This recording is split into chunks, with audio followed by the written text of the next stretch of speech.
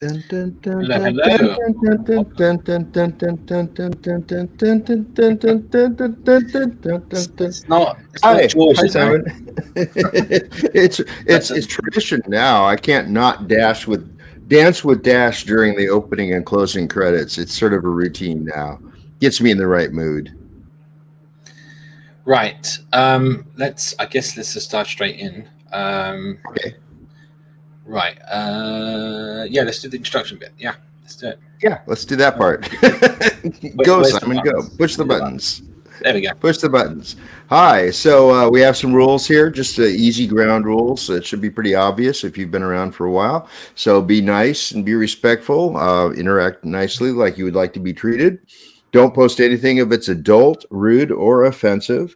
Do not advertise or promote anything. Only the people that are on camera get to promote their projects, not you. You don't get to do that. You come on this show and you can talk about anything you want, but in the chat, you're just one of us. You're just one of the normal people, right? Don't One, spam. one, Don't post one the of, same thing again. Sorry, what? I was You saying, one interrupt of me there? us, one of us. One of us, right? Exactly. Don't post the same thing again and again. That's rude. It annoys people. And if you post a question and then post the same exact question later, I take that first question and throw it away. So you lose your place in line. Do not post the same question twice. We will have seen all those and noted all those. No harassment of any kind. We do have the ban hammer here. We can kick you out or make you go quiet for a while. So do not do that. We do have tools for that. But do have a good time. We're having a good time. That's why we keep coming back. We're having a great time here. So we hope you're sharing that with us. I think that gets us through, Simon. Yeah, let's get on. Yes, my name's Simon Lightfoot, Flutter Community Lead and CTO here at Dev Angels London. And you can follow me on Twitter at Dev Angels London. Scott can't be with us today. Randall, introduce yourself. I am Randall Schwartz. I am a Dart and Flutter Google developer expert for just over 5 years now. Just hit my anniversary for that. And that means that I get to spend a lot of time answering your questions on Discord and Slack and Stack Overflow and all those places. And I really enjoy doing that. And it's a lot of fun for me. And I learn a lot too, because to teach, you have to learn. It's inevitable. And on this show, I am the question magician, which means that I am the one watching the live chat that we have. If you put a question in the chat, be sure to precede it by Q colon so that I know it's chat for us and not just you talking amongst yourselves, which you do frequently, and I appreciate that too. But I want to know the ones you really want the panel, that being us, to consider. So put Q colon in front of those. Indeed. And Danielle can't be with us today, but we do have another person. John, welcome back to Hey, the thanks. table. Great to be back. Have you here? Do you want to do a brief introduction? Sure. Yeah. So I'm an architect at Microsoft.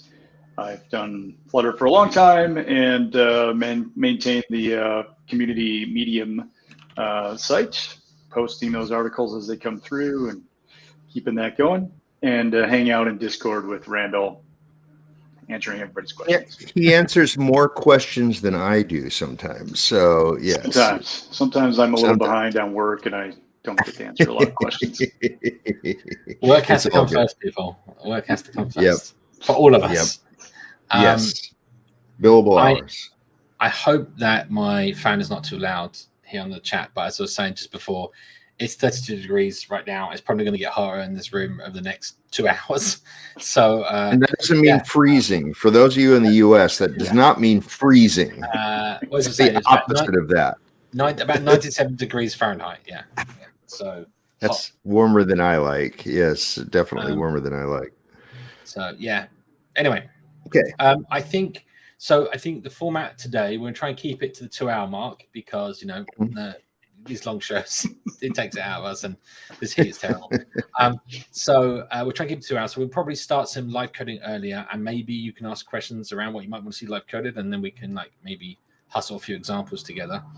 In the meantime, do we already have some questions? We've got a few questions. Let me go ahead and pull up my screen for that. There we go. So someone who is not Flutter and Friends, because apparently they were logged into the wrong account, asks, let me push the button here, asks, Why is, for example, color and rect part of Flutter Dart UI instead of being directly included in Dart? That is a great question. By the way, none of us work for Google. So if we talk about why things, it's just us as normal people outside of Google. Not that Google people are not normal, but you know what I mean. We're just we're not so special as Google people. I think Randall just lost his GDE. I think so. I should shut up and let Simon answer this. Go ahead, Simon. Why? No, it's actually an interesting point. I mean, the fact is that the Dart UI package itself that renders the UI is actually happening not part of the Flutter framework, right? So it's actually at the Dart level inside the Flutter engine. So there's like a gray, it's almost like a Venn, think of like two circles as a Venn diagram, that you've got Dart and you've got Flutter, and there's an overlapping section in between the two, and that is Dart UI. For much of what Flutter does has to go through UI. It's kind of interesting because I don't know if I'm going to have to look this up right now, because it's interesting because API the API for Dart doesn't list Dart UI, right? And it's listed under the Flutter piece. Let's bring this up on the stream. Let's see if I can bring. So that means that if you downloaded only the Dart SDK, you don't get Dart UI. So despite the name, it's a Flutter only library. Yep. Yeah. Yeah. Okay. So let's have a quick gander. And it also means it's not maintained in Dart SDK repo on GitHub. It's maintained in Flutter repo, right? Yeah, this is the Flutter SDK documentation, api.flutter.dev. And over here on the left, we've got Dart UI and Dart UI Web. Sorry, let me get the question out of the way here for the moment. So yeah, we've got Dart UI and Dart UI Web. So UI Web is the specifics that deal with web integration. And you can see here like the custom UI strategies, bootstrapping the engine, various other things. Dart UI is the package that actually contains that. And of course, Canvas, being the system that draws, requires things like rect. And what was the other point of that question? It was rect. Color, I think. Yeah. So all of those color over here. So all those things are actually used to display things inside of Flutter's Canvas. So they are, although they're part of the Dart UI package, they are actually part of Flutter. I think that kind of gets the point across. If you're interested in this kind of stuff, there's actually a really great example. Let me just see if I can bring up the Flutter repo here. If you go to github.com/flutter/flutter, I'll pop it in the chat for those that don't know about the Flutter repo. But in examples, you'll find an example called layers. This example is the one that everyone should be looking at and knowing. So I feel like this whole directory structure has been a bit muddled recently. So you'll have to ignore this, but you've actually got different layers in here. It's actually explained here: raw, rendering, widget, services. This is kind of the four different levels that the framework goes through. There is actually a nice framework diagram on the Flutter website. Hang on. See if I can bring this up just so that we're all. The master Googler is Googling. So this is the diagram that everyone's kind of used to. And I think this kind of covers a little bit of what we're just talking about, right? So the embed of the platform specific behavior is per distribution of your app. So this will be embedded as your app. If you're on Android, this will be Android, Kotlin code or whatever, Java code. If it's iOS, you get your Objective-C/Swift code that embeds Flutter in that platform. The engine is the precompiled piece that contains all of this, including the rendering and composition system, which is Dart UI. And then on top of that, you have the framework written in Dart, which is all the kind of stuff that you kind of normally see, if that kind of makes sense. So the foundational piece here is what links these two bits together, and that's the bit that we see in the Dart UI package that links the native code. If we go back to the repo here, these layers are really quite important. I'll give an example here. Raw. We'll just pick one of these briefly. I think I might have shown this recently, but let's pick Canvas. That's probably an easy one. So if I go to the very bottom here, let's do spinning square. So we go to the bottom here. Here's a main method. I hope that comes through on the stream. Okay. I see it. And here you'll see platform dispatcher instance on begin frame schedule frame. That is literally what's inside Flutter. That's part of the UI prefix. That's the Dart UI package, and that is how it schedules the first frame of graphics, right? And then this is the function that gets called whenever a frame begins. And if we go up to that function, which is this one above, begin frame, you get the delta time. That's it's an absolute offset from the time the engine started. And in here, you'll see those same packages we're just talking about, things like offset, picture, renderer, canvas, all part of the UI package. And what this is doing here is this is just working out the actual size of display, working out the center position, working out based on the time what the rotation should be, drawing a rectangle into a picture. This is a picture recorder, and end recording gets that picture. A picture is, for want of a better word, a display list. It's the list of instructions that have been recorded from a canvas.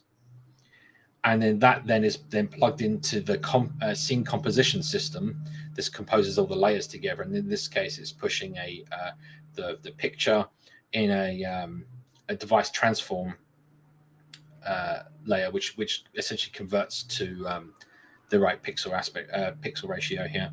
And then finally, this calls build, which returns a scene. And then that gets passed to render. That is literally sets up the display list to be rendered by the graphics card, right? And it goes through that way. Then we just say schedule for the next frame. There is a full app that has a spinning cube spinning rectangle that you could put anywhere. And that's pretty straightforward. It's two functions. If you go to the layer above this, so if we go back to this. So before you get onto that, before you go on that, just when we say you can control every pixel on the screen, we're seeing the example of you being able to say precisely, I just want these bits on the screen right there, without any layers to get in the way of your way. Yeah. If you notice, there's no widgets, there's none of that sort of layer of Flutter, but this is Flutter still, right? Yeah. This is the lowest layer of Flutter, which renders to the UI, renders to the screen, should we say? You got the rendering. We have a comment here. We have a comment that you might want to answer before we go on there too. Colors in Dart UI are annoying because you can only use them in the main thread. I don't think so. I think they're available everywhere. No, yeah. Not anymore. I don't believe. So the Dart UI package, it is limited to the main thread, but only on certain things that require the negative side to be called. I don't believe color is one of those. Even if it was, you can actually, I believe you can now. It's called background handler. Maybe we can find it in a minute.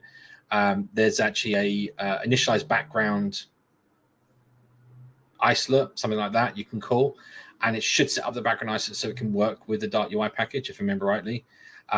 There are a few things they are changing about that and are actually looking into making it a bit more better. A bit better.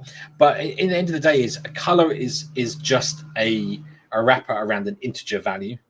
And it does nothing more than that at the end of the day. So you can just deal with integers wherever you want, and then whenever you pass it back to the UI thread to actually render it, you can convert those integers to colors. It's not a big deal. Right. So that same example of a spinning square, this is the same example on the next layer up, which is the rendering layer. So we're going bottom up, right? So here you'll see that we've got a main thread. Here it creates a render decorated box that's red, right? A constrained box around that, right? Sorry, green. It says green there. Sorry. Yeah.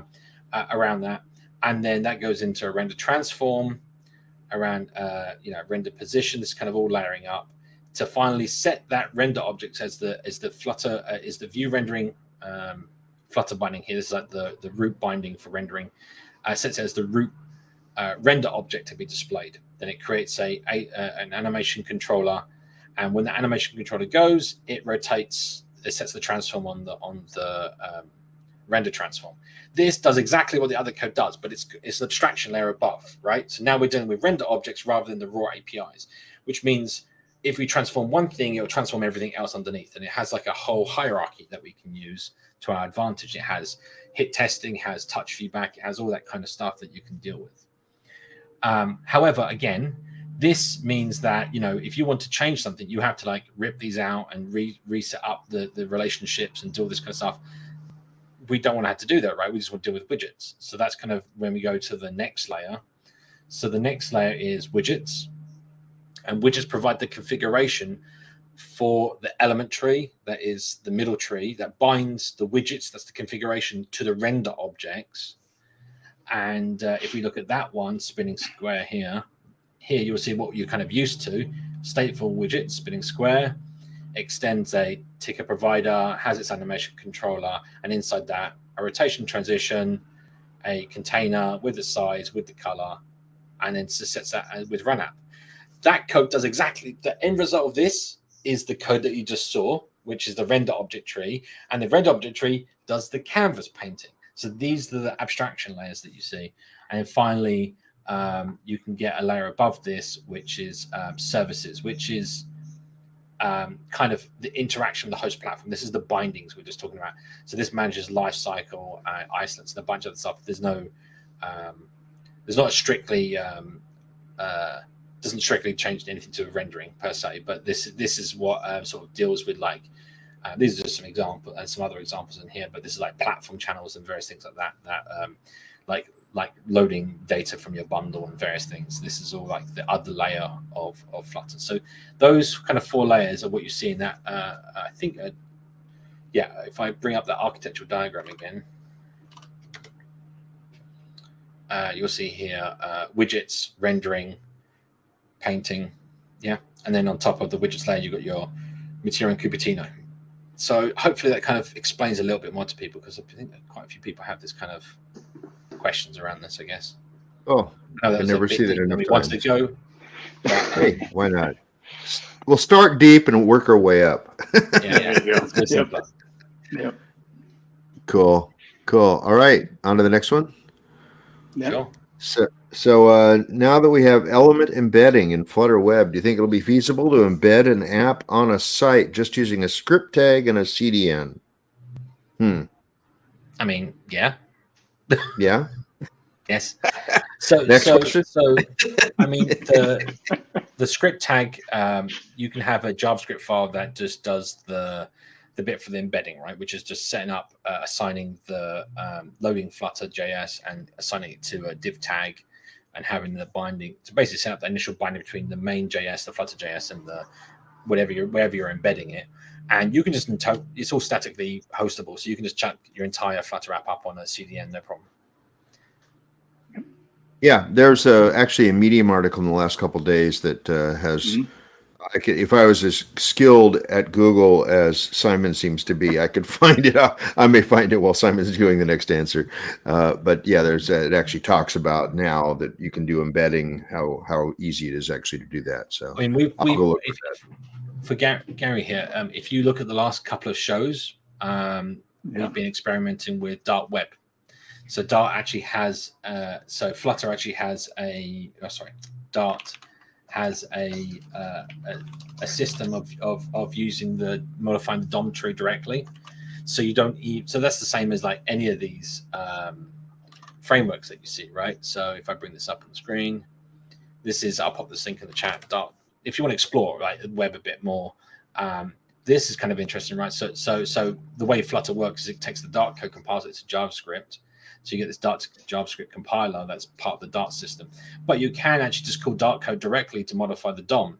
And part of that is explained in this whole section. There's a Getting Started guide. It takes you through how to do stuff, how the DOM tree works, and how you change things. Although, you don't have to go that deep. There are libraries like Jasper is one that we in the community kind of like, which is this Jasper, which does... it acts. So if I bring up the playground here, it feels very much like let's find an example here. Counter. So you can see stateful components. There's stateful widget. You have your state. Instead of returning back a widget, you return back a iterable of components. You can do sync star or with yield, or you can just return a list or an iterable of any sort. And then you have, this is just web. This is just your DOM tree over here, which is the output of this, which is just a button widget with a text inside, and we have a style sheet which does the styling that you see on the right here. So if we want to do it, think of it being React Native, but a better language.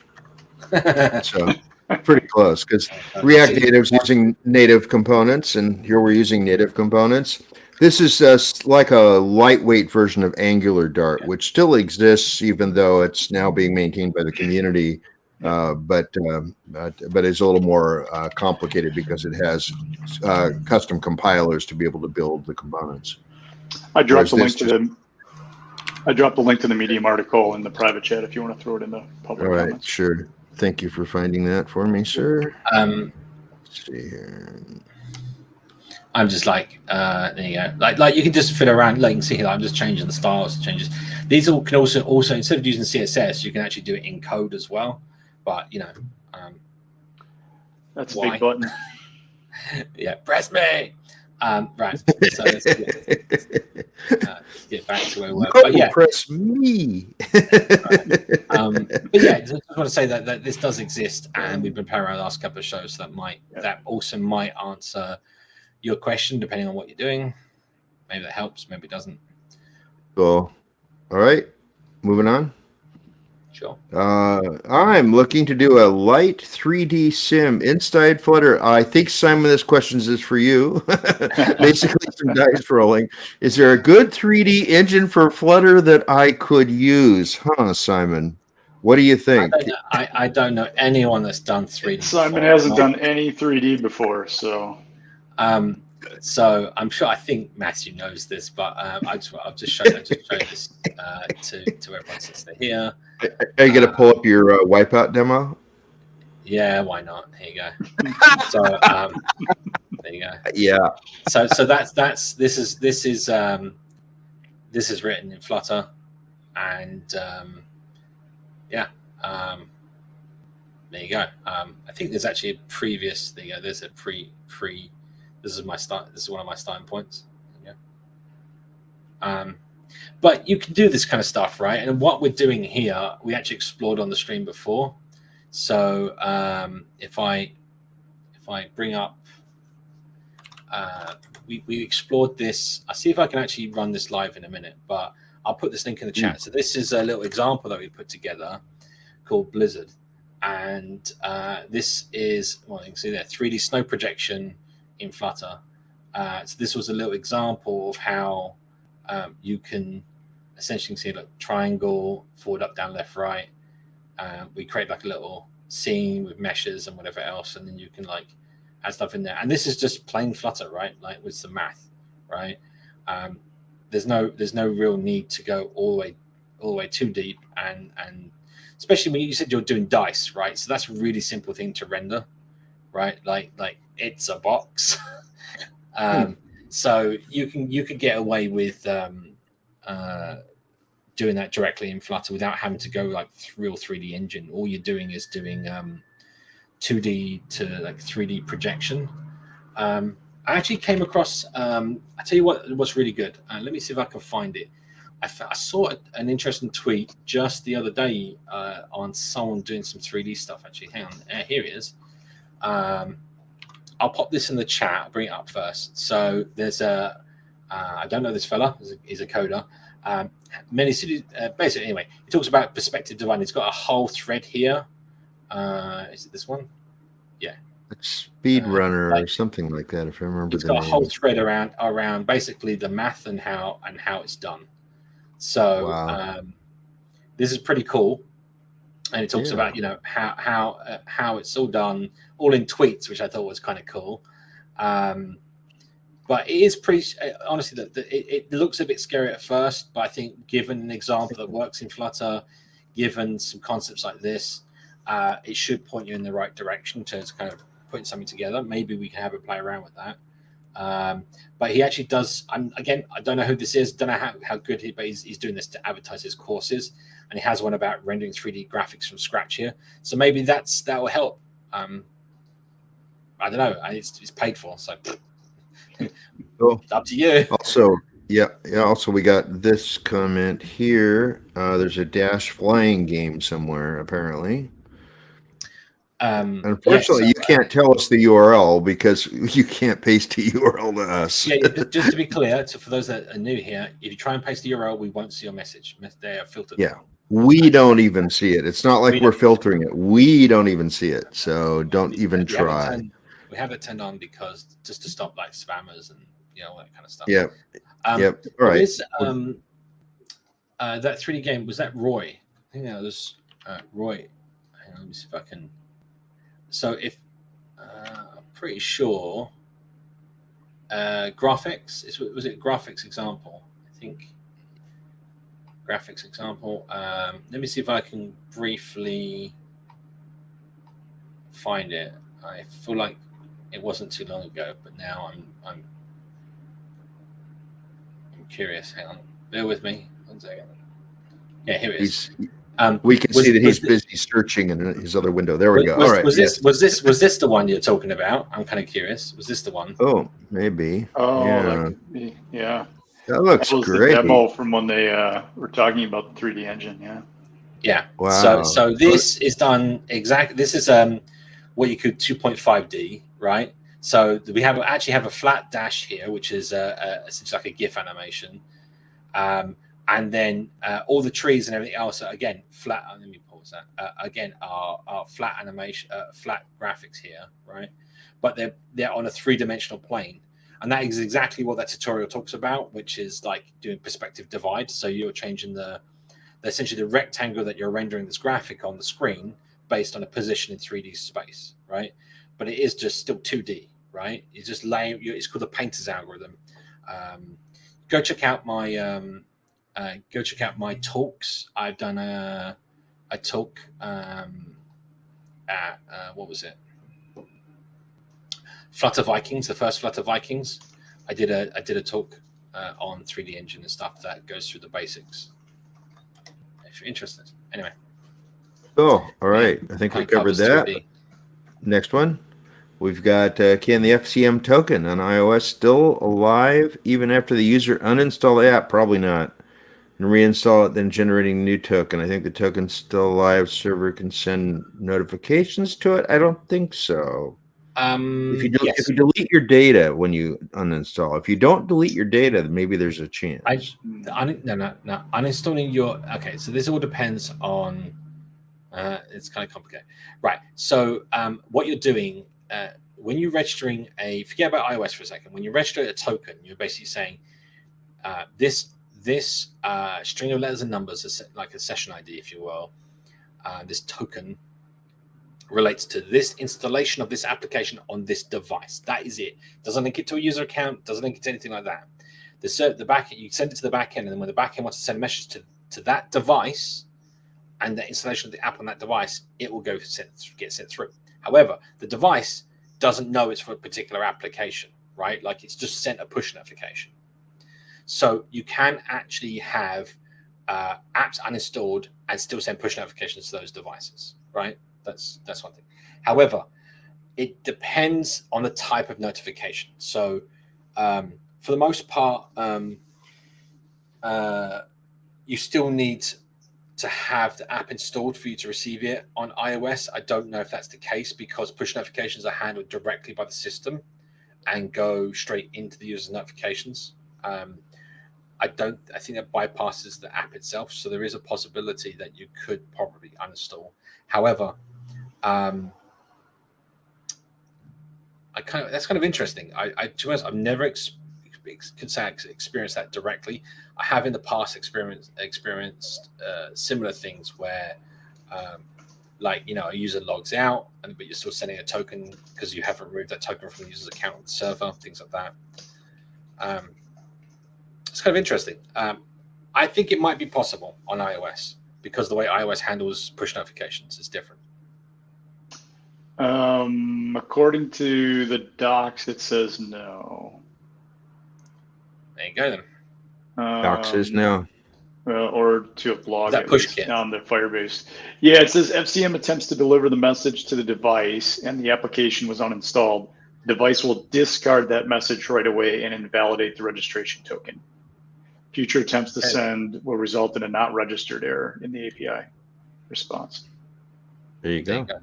You might be All right. what you might be experiencing is things like having multiple apps installed on the same device. So you've got a token. So here's the thing, right? If I've got like a dev release, a stage release, and a prod release, and I've got them on the device, but I send my stage token, let's say I send my dev token to the production server.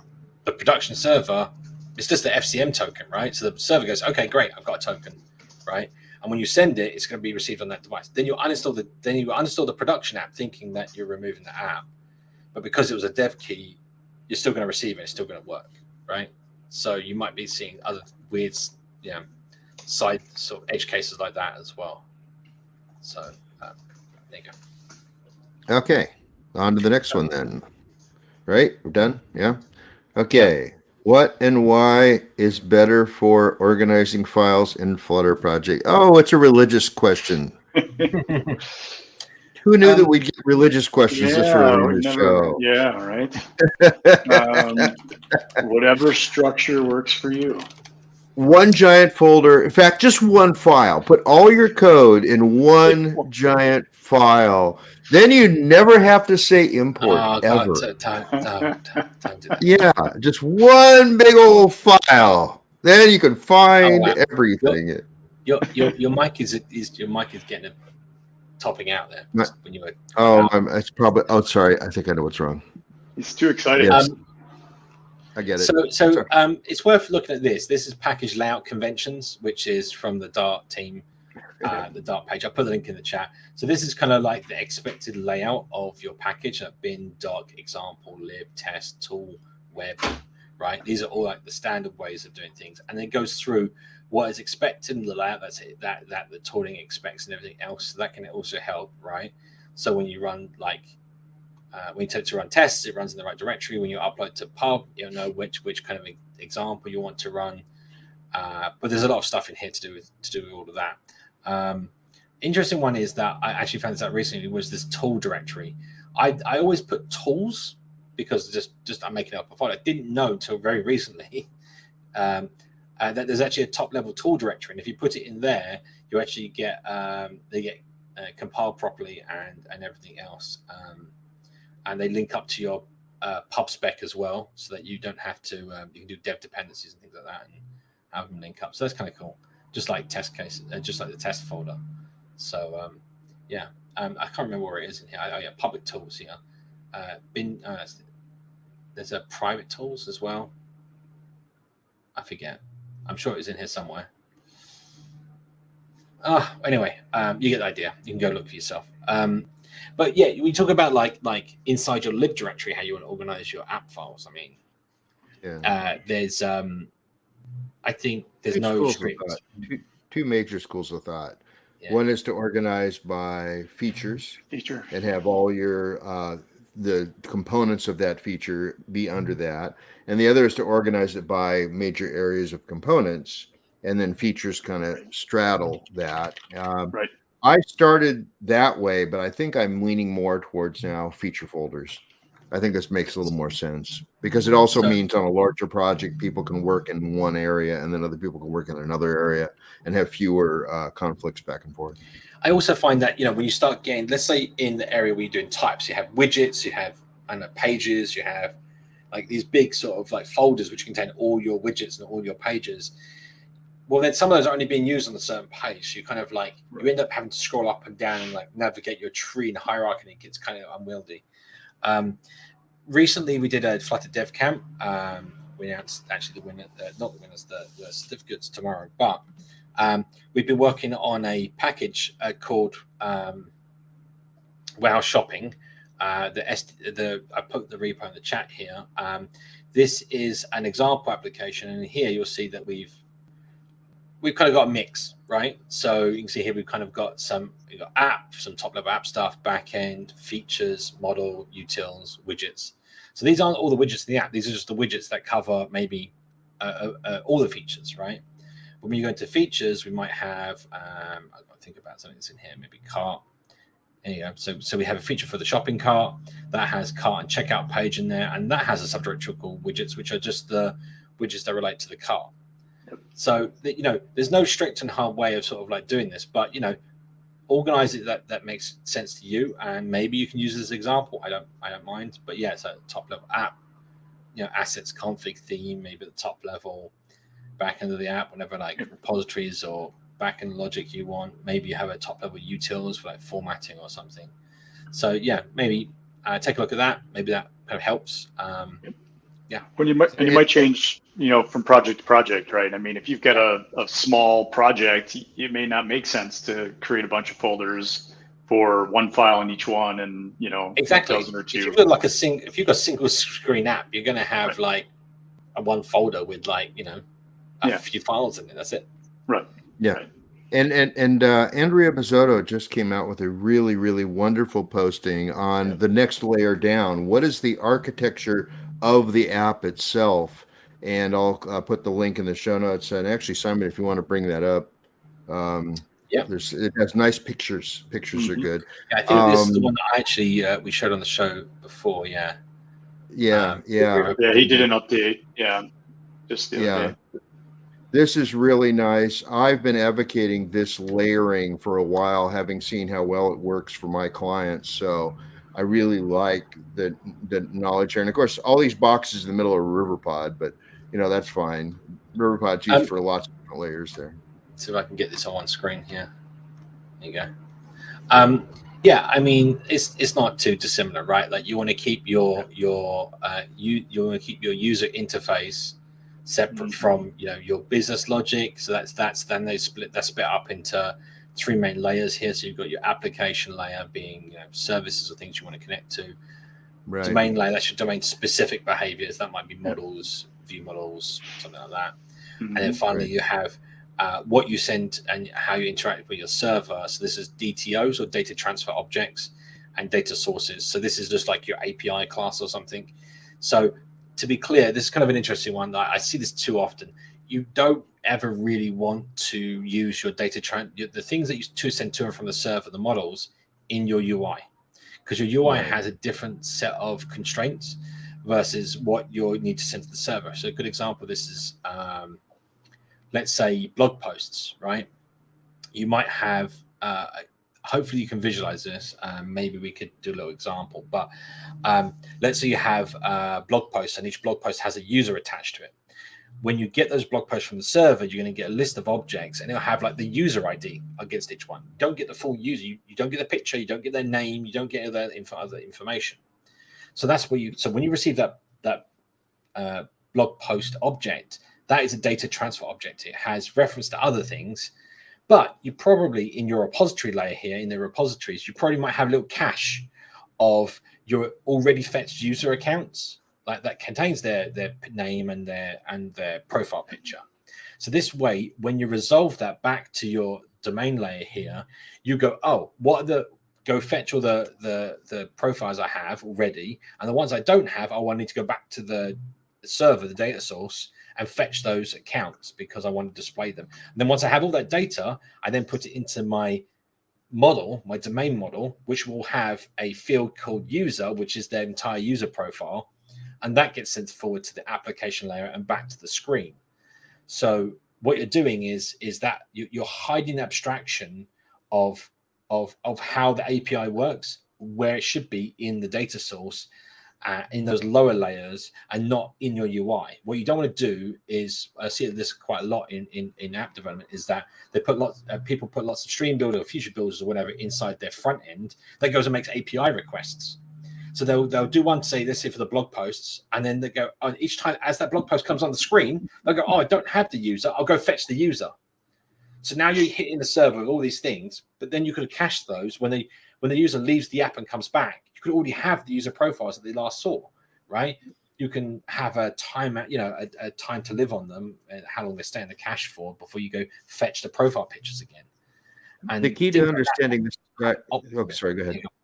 No, I was going to say, it's all about having an optimal experience, right? Yeah. Sorry, go on. We both have things to say. Well, I was going to say things about that picture, and then you took the picture away. Oh, sorry. Go. yeah, right. So the thing about this diagram is that at the level of repository, what you want is app-related logical calls to fetch data. And that's where your models are coming from. The stuff below that, the repository essentially translates the app logical view down to the actual calls that the APIs need. So if you swap out, say, from using Firebase to using Supabase, you should only be able to change everything from repositories on down. You should be able to keep the same API on the up level of the repositories.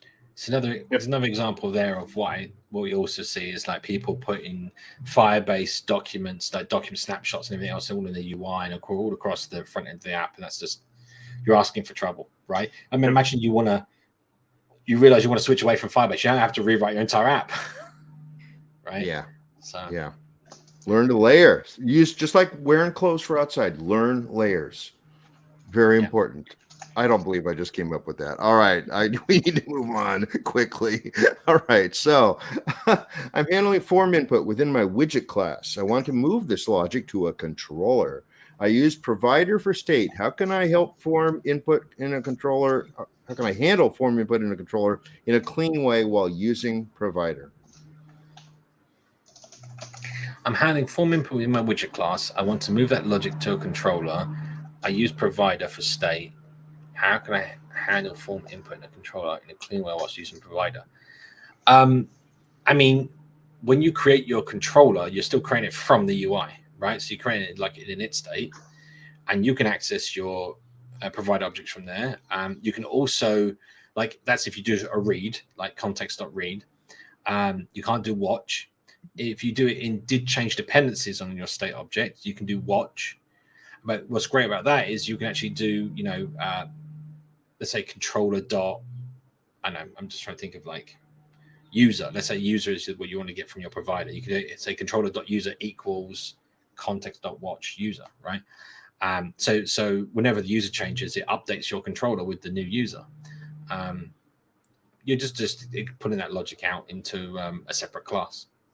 And its dependencies on running that controller is having these the whatever you need from the provider, right? You don't need, I mean, basically, you don't ever want to access your build context from your controller, right? So you should never have to pass your build context to your controller. What you can do is pass a function to your controller, and that function is defined inside your widget, and that has something like, I don't know, snackbar.show, right? Snackbar, whatever, scaffold messenger of context snackbar show, right? And that's in a function like called show error or something that you pass to your controller. And that way, inside of that function, you say if mounted. So if something happens wrong, that goes wrong in the controller, you need to show an error to the user. You can call that function. The controller does not care how that is displayed to the user. That's not business logic. That's the UI side of things. And it goes back to that function. That function says, okay, I'm going to go show it as a snack bar. Okay, on to the next one. I think that gets covered there. Yep. All right, let's see here. This one here. How to create a logic circuit simulator in Flutter. Lots of coding. I actually have this on my list of things I want to do. So I like playing around with hardware. I've got a soldering iron. I do all my little things. When I get 5 minutes, I haven't had much time this year. But one of the things I've always liked is the circuit simulators. And there's actually quite a few that are in Java that are open source. So the best thing you could probably do is convert one of those to Flutter. They use a very similar API, and then you could then not just like do a one-to-one conversion, but then I would do a one-to-one conversion to begin with, and then you could optimize that conversion to be more Flutter centric, right? And then it can live a life of its own, separate to the original. Okay, I guess that's that. Is my audio video okay? Yep. Yeah, it's fine. Okay, both of you are freezing to me, so obviously it's me. That's kind of the way it is today, I guess. I know that may have accounted for some of my over voice before too. All right, well, let's move on then. Let's do this one. About FCM, I'm trying to log when a user receives a push on iOS I put my code on background message, but it's not logging. Any advice for that? Fix it. I'd say that your first thing here is to understand that on background message is called a background isolate, and that isolate is probably not initialized with however you're doing your logging. So let's say you're logging to Firebase, right, or something like that. Then you need to make sure that you're initializing Firebase on your on background message. If that makes sense. Yep. I'd say if you still run into problems or you need more help, maybe find us on Discord where we can actually you can share some code. Yeah. Oh, there's another thing to mention here. Whenever you're dealing with stuff where your app has to go into the background or be shut down, is that you stop getting the logs, right? The Flutter logs. However, you can do Flutter attach and actually attach to an application that has come back from the background, for example. Or if you're running on Android, you can actually run ADB logcat, or open up Android Studio and open up the logcat panel. And yes, that's another thing to mention. On background message will not work if the app is killed. So when that's if it's forcefully killed. That does not include, so you can swipe it away. That's not the same as forcefully killing on the latest versions of Android. But it's if the user has done force stop or the OS kills it. I don't know. I think even then, I think if the OS kills it for the right reasons, there's a couple of different ways of saying that. It should come back and still handle the message in the background. But it's complicated, all these things, right? It's not, they don't have to open your app up. Yeah, no. The bag can be completely shut down, as it were, like no process running, and still receive a push notification that will start your app up. Yeah. But if it's forcefully shut down, then it will not receive your push. Okay, next one. Let's see here. About FCM. Oh, I think that's it. Sorry. That's the same one. Next one. Yep. Next one. I want to achieve photo filters in list view, which will be bottom side using photo filters package, but I'm unable to edit the dependencies. Can you show a quick example for editing dependencies design? What does it mean to edit the dependencies there? I'm not following. Me neither. I think this might be that photo filters package has dependencies. Maybe that they can't use or don't work with the latest version of Flutter or something like that. Yeah, like you get the conflicting versions or something. Yeah. I mean, the answer to that, first of all, is to go find the package and find the author and do this. Find the author. So here's okay. I've got the package, and here's the problem. Last published 2 years ago. That's it. It's out of there. It's out of there. Yep. And unverified uploader. Honestly, I just probably I would not use this package. Or the best thing you can do is probably just fork the repo. Yeah. So fork the repo, and then what you can do is use. So if you go to 125 forks, a lot of people have done this. Yeah. In your pub/spec file, when you do your dependency, you can actually say you want a Git dependency, or is it Git packages? There you go, and you put your repository URL here like this. So that'd be photo filters Git, and whatever you forked it to. Then you update your dependencies in your fork, commit your code to your fork, and you put the URL here, and that's it. Your app will now be using your forked version, or probably you'll find out if you go back here, since there's so many forks and there's PRs, update dependencies and refactor code to the newer version of Dart. Somebody's already done it. Yeah. Someone's just already done it. I don't know who this is or anything else, but you can probably find out is there is their fork, and you could just put this. You could just put the URL of this packet of this repository in your dependencies, and probably work. May the forks be with you. Yes. This seems to be. This is still 8 months old now, so you know. Wow.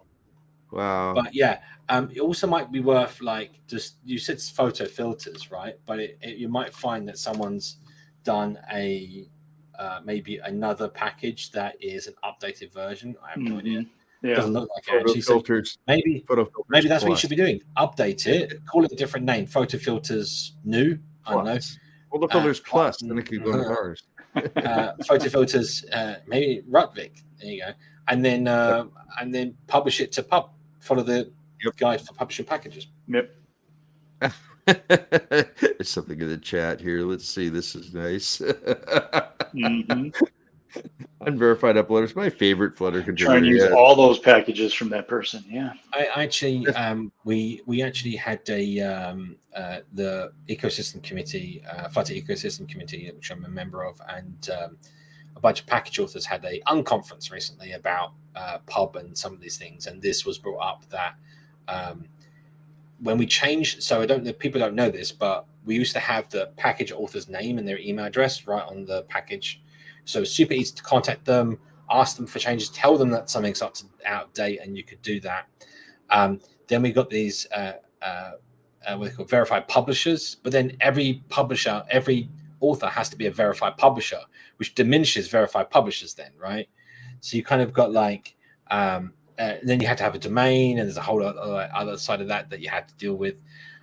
So I kind of feel like we've lost something in the transition from where we were before to where we are now. So I think in that situation, I'm hoping that maybe there's a middle ground that we can come to, and that means that this unverified publisher goes away, because we get it's unverified, but then it should still really have information about who it is. Like, that'd be super helpful. Yep. Talking about photo filters, just on that point before we disappear, if you're going to get on there and go to pubspec.yaml, you'll probably find it says, but it's not here. Sometimes you'll find in here the author mentioned in the pubspec file with their email address, maybe names that you can contact them and reach out to them. Obviously, you could contact the last person here who this is his repo. There he is. There's the author. There's his email address there, so you can contact him if you want to. But if you do these changes, it's really good to try and really contact the author and push for some changes, because a lot of authors don't find the time. But if you can give his a PR with all the version number changes ready to rock and roll, you just have to approve it, merge it, and press release, right? And that's a really nice way to contribute back to the community, because and if you've asked them nicely, they might add you as a maintainer, right? They'll add you as the maintainer on the package, and then you can keep contributing if you're using it in your own package, for example. Yep. Yeah, and I mean, in this case, we saw that there's already a PR out there waiting. So, it might be worth pointing at that repo, and if it does fix it for you, ping the author, tell them, hey, this PR fixed it for me too. Can you, accept the PR? Right. The comment I put up a moment ago reminds me of the phrase, Linksys is my favorite ISP. So we used to say that all the time when we were hunting for Wi-Fi in all the places we were at. Let's keep moving on here. Or Simon, did you want to show that? Is that why you're bringing that up? Yeah, I was going to say, for those that don't know, Flutter Firebase Festival is here this month, at the end of the month, 26th to 27th of September. If you go to f3.events, the website, you can get a ticket. There's still some tickets left, I believe. So yeah, go grab one right now. I'll put that link in the chat to anyone who wants to then go grab them. But yeah, a bunch of Googlers will be at the event, and community members and everything else, and it'll be really cool to see everyone. Cool. Just want to pop that out there. And we have our next question. Will Kotlin multi-platform kill Flutter? Is there anything that can kill Flutter at this point? Probably not. But opinion, Simon and John? No, I don't think so. No. Well, that's done. All right. They're just two different products, and they do have, don't get me wrong, they have an overlap, which is multi-platform, but so does React Native, right? Mm-hmm. We don't say will React Native kill Flutter, right? So it's in that same regard. I think there's an aspect of developers that know Kotlin that that are already Kotlin familiar that would rather use Kotlin because that's what the language they're used to, Kotlin multi-platform. But then Dart has other aspects to it which make it a better language for multi-platform for a lot of reasons. And I'm not going to go from here. There's plenty of talks and things online. You can go find out more information about that. But will React Native kill Flutter? No, I think actually the other way around it's happening. Flutter's killing React Native. I mean, you've got plenty of options, right? I mean, you've got .NET has Maui or the old Xamarin. You've got Apple starting to push Swift into the direction of multi-platform, but I mean, there's a space for all of them. Yep. Rising tide lifts all boats. Yes. So on to the next one here. If we're using the block, I haven't looked at this. I haven't looked at this diagram for a while. I just want to bring this up. What are we going to look at? So let me bring this up. A slant. Oh, the star history chart. Yeah. This is like my go-to. But that just shows you the interest from developers, right? And what's happened with Facebook React Native versus Flutter. And that just shows you the crossover point that happened, and it's still going, right? Yep. It's phenomenal growth. So yeah. Cool. All right. Is there one for Matt? You see, Matthew just said Xamarin's the future. Changed my mind. Xamarin doesn't exist anymore. It's .NET Maui, and even that, if you've been following the news, is unfortunately maybe changing. Yeah, we'll see. All right, back to the question here. If we were using a block library, what's the best place to handle errors from the data layer? Just don't make them. No, I mean possible network errors. I guess you don't control those. Because in a lot of examples, I see rethrow, and he's got a follow-on, I believe. Yeah, if you have some, that would be awesome to share. Well, we kind of talked a little bit about, not specifically for block, but just earlier when Simon was talking about passing back a callback into your call and handling it. You can do similar. Also, Andreas talks there about the architectural layers also would be really helpful for this as well. Yeah. And also check out, I think that Wow Shopping, we do some error handling in there. I think it's more about how you want to treat errors. So can you go back to the first part of the question, Randall? Oh yeah, hold on. Back to here. Using block in the error in the data layer, or network. Does block handle error states? I think it does, doesn't it? In the, I don't know. I forget. So the thing is, from the data layer, I mean, normally what you would want to do is obviously not have them trigger up to the UI, right? So you perform. So in terms of block, you're taking your events and converting to state, and you've got an option here. Do you have an error field in your state, which represents a persistent error? Or do you have a separate event stream, which is an event that took place that you publish it out of your block that is, here's an event and an error has occurred. And then you could have something at the top layer of your app that listens to maybe an error handling block. And when it receives those events, it shows a snack bar or something, right? Like there's other things you can do. The thing is, network errors are examples of things that are transitive.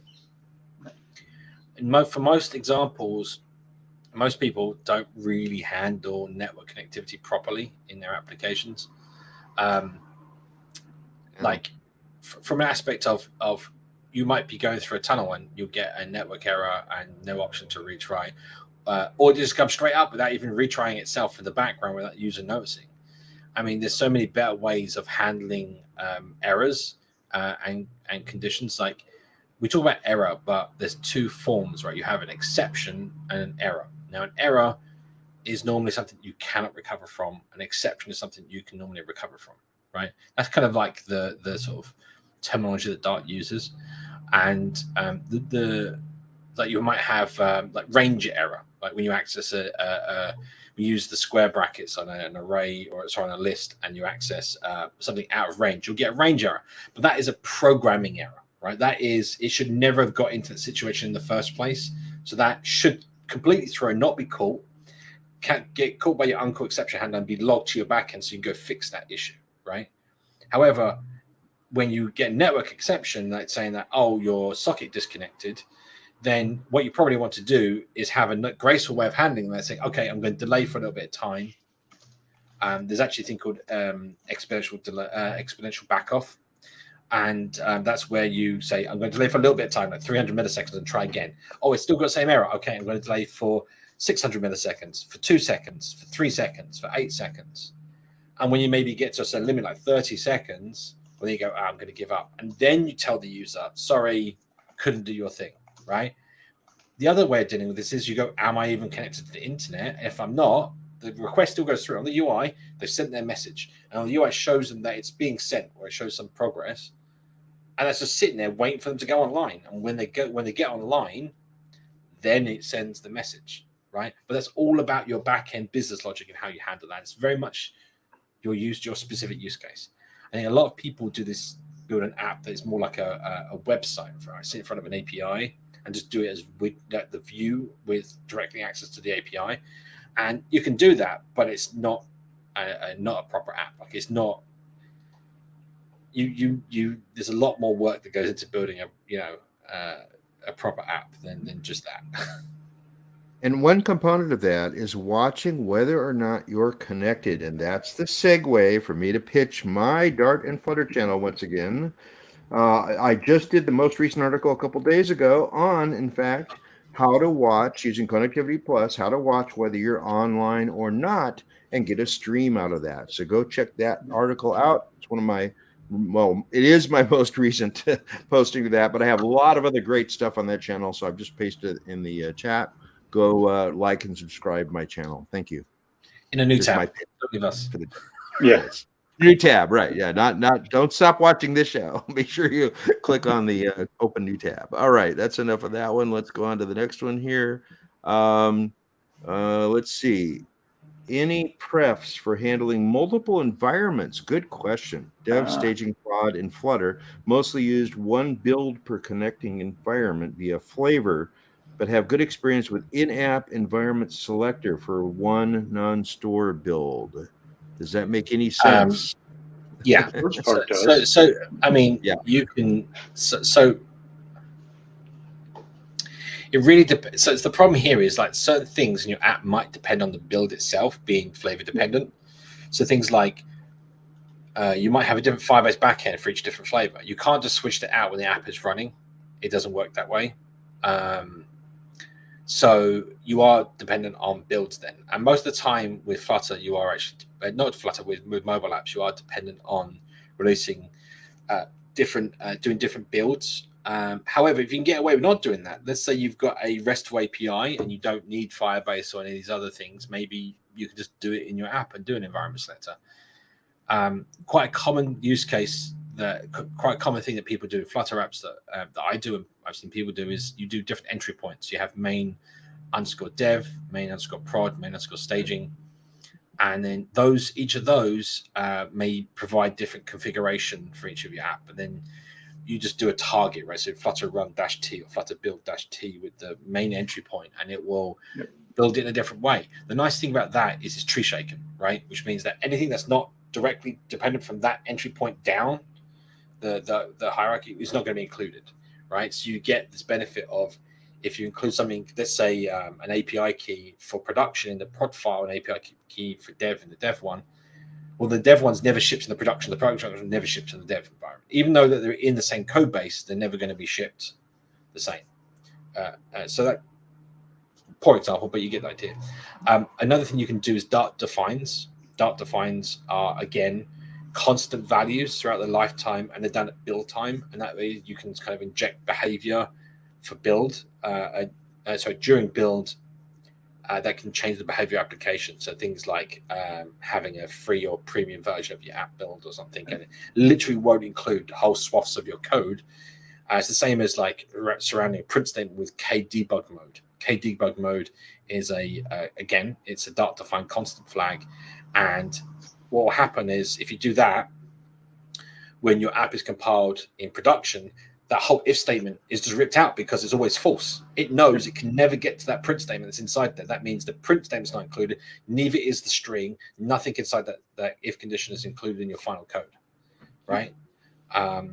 So these are the advantages that some of the advantages that Dart gives. Again,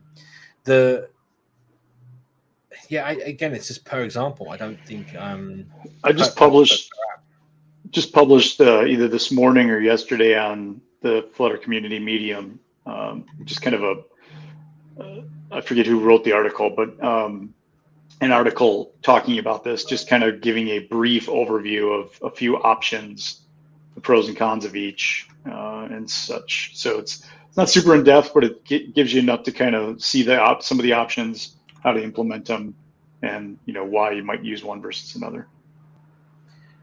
If I can find window. Sorry, I was going to bring this up. So those that don't know, John's talking about the Flutter community medium, which John is running for the community. You can find that on the address that I'm posting in the chat. This is what it looks like. It's a publication, and we have authors that publish in the community, and they have Flutter environment configuration, and can go through some examples in there. So, example that different entry points: main dev, main prod, -t, what we just spoke about. Yep. So yeah, there's lots of different ways of handling this. I forgot you can even do this, right? You can actually have JSON files and then do Dart define putting in Dart define, as I just said. That's what these are, by the way. When you see dot from environment on string int bool, that is what Dart defines are. This is where it comes from.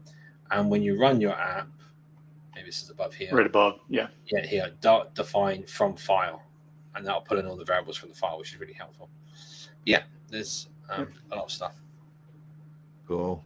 All right, next question. What are your thoughts on Shorebird, remote config, and the possibility of customizing release apps remotely? It actually ties in with the previous question, in a sense. A little. Simon? What are your thoughts on Shorebird remote config and the possibility of customizing app releases remotely? Yes. Do it. We're all for it. Let's do it. Yeah. So every release, every app I've ever released, we do the notion of remote config. It might not be Firebase remote config, but there's notion of when the app starts up, it goes to remote server to fetch a configuration. It tries to go to remote server to fetch a configuration, and that can be things like quite common things you want to do. If you're building an app right now, you don't have these things, you need to go add them. How you add them is up to you, but you need a kill switch. A kill switch is a flag in your app that it checks when the app first starts up. It fetches the remote config, whatever config it is. It could be a URL to a JSON file in a bucket, right? It makes no difference, right? But it goes there and goes, the kill switch is set to true, and it displays to the user, sorry, we're down for maintenance, right? Because you know what happens if, let's say you've got a Firebase project and you're on the pay-as-you-go plan, and you set a budget up for $300. You tell it to warn you, 150, and then overnight you wake up in the morning, you go, well, let's say you didn't set a budget. You wake up in the morning, you got a $12,000 bill. Ouch. Right, or something like that. I mean, that's if you didn't set a budget, right? But the point here is that these things have happened. There's stories about these people happening. A kill switch lets you literally stop access to the back end apart from the remote config, so that you can, let's say there's a bug. Let's say some critical bug that's screwing up the data in the database. You need to kill that app immediately, not let any users use the app anymore. So that's where that comes in. Another one is in your remote config, you probably want a mandatory or optional update flag in some way. So there's currently a mandatory update. You cannot continue using the app until you go to the App Store and download the latest version. That might be that you change your backend in some fashion that is not compatible with existing apps that are out there, existing versions of the app, and you need to force people to upgrade. Again, something you put in your app. Now, there is Firebase in-app stuff and support for this, but again, it's really simple. You have your JSON file, you have a flag, and when it's turned on, you display a screen to the user saying that, right? Optional update, similar thing, but they can ignore it, right? And you can store a flag to say they've ignored that particular update. And then finally, the possibility of, you say, customizing app releases remotely. That's also down to what's the standard way of doing this is called feature flags, right? And again, in your config, you have an array called features, and then you might have, let's say, I actually did this for a product that we built for a big corporation over here. During Christmas, we wanted it snowing in the app, right? Just like a little promotional piece. So we have a feature flag that's set to false on production before, the thing. We can develop this months before Christmas. And then when Christmas comes around, we just go into the config file and say true for like the days before Christmas. And that way for the week of Christmas or something like that, people using the app see some snow. And then after Christmas is done, we set it back to false. And that's it. And we didn't have to re-release a new version. We didn't have to go through the rigmarole of validating, or what happens if it didn't get like approved on time before Christmas, like that would be a nightmare, because you just go through this pressure and spent money building this thing and never gets out on time. So that's just a silly example, but the same thing goes, like you might have whole sections of your app that you should just do this again anyway, is have whole, like if you've got tab navigation, let's say each tab should have a feature flag that disables it. And that way, again, if you want to turn off a section of your app or do A/B testing, you can do that. A/B testing is like you might have two versions of, I don't know, your home screen of your app, home A, home B, right? And again, you have feature flags to turn them on and off, and you can say, example, this is Firebase Remote Config supports this out of the box, is you can say 50% of my users should see home A set to true and home B set to false, and then the other 50% should be the other way around, home B true, home A false. And what that means is that half your audience is going to see the first type of home screen, half your audience is going to see the second type of home screen. And then you get, if you record that flag setting in your logging, you get to go, oh, we got more purchases through our app when people use home B than home A. So we get better conversion of sales, or we get better people signing up for subscriptions, or whatever it is that you're doing. Or we get better, even there, you get better interaction in the app because of it, like more people clicking on people's profiles or whatever, right? And that way you then go, okay, we're going to make home B the choice for every 100% of all users, right? And we'll delete home A in the next release and deprecate it, right? And that's the kind of thing you can do with, like, again, remote config. This, if you notice, has not done what Shorebird is doing, which is what do they call it? Remote code? No, what's it called? Code push. Code push. This is not code push. None of this is code push. It's already in the app when it gets released, and we're just changing configuration. And this is essentially, I feel there's a different name for this, but it's essentially like server-side rendering, right? Good. Another example of what you could do with a remote config like this is have, let's say on your home screen you have sections. You could just send back a JSON file which contains, here's the order of these sections I want you to display on the screen. And what you've done is called server-side rendering then. The app, when it receives it, displays those widgets in that order because of the config file. And if you want to change it so that the last one goes up to the top, or you do some promotional thing on the very beginning of your home screen, then you just change the order inside your JSON file and the app changes. And again, no code push had to take place. And all you had to do is change your config file, right? Or your Firebase remote config or whatever. And again, that's all possible, right? The thing that Shorebird solves and in code push is that you may want to have new code getting pushed out without having to go through the App Store update process, right? And again, that's a valid way of doing it. Well, and Simon, before we go on to the next question, we have about 45 minutes left. We have 11 questions in the queue. Shall we cut off now, or are you going to do any live coding? Do you want to do live coding while they're asking more questions? We'll do some live coding whilst you're asking questions. How's that? That sounds like a fun. Okay. So we should probably start that before we take the next question. Then, are you going to talk about your live coding today? I don't know. What do we want to do? I haven't seen anything in the chat, so nobody's been suggesting anything. Unless you suggest something right now, because now is when we're trying to decide what we're going to do. Type quickly. Type into the chat right away. And your idea may be what we live code today. So go fast. Okay, well, in the absence of that, why don't we take one more question and then wait and see if anybody's going to suggest a topic? How's that sound? I want to integrate Shorebird to Fshare, but how will I handle updates with patches? Because I'm currently using GH releases to tab check updates and shoe update dialogue about it. There's a lot of nouns in that sentence. I don't know what that sentence means. I want to upgrade Shorebird. I want to integrate Shorebird to Fshare, but how I will handle updates with patches because currently I am something GitHub releases API to check updates And show show. update dialogue about it. Again, I mean, like we just said, like you could. I mean, I don't know about Shorebird.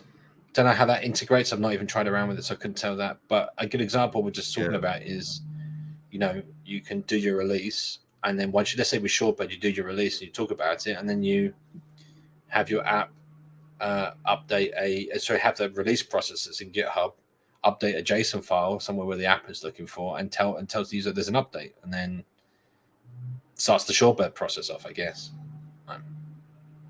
Yeah. Yep. Okay. Anyway, yeah, we've talked about this, I guess. Let's move on.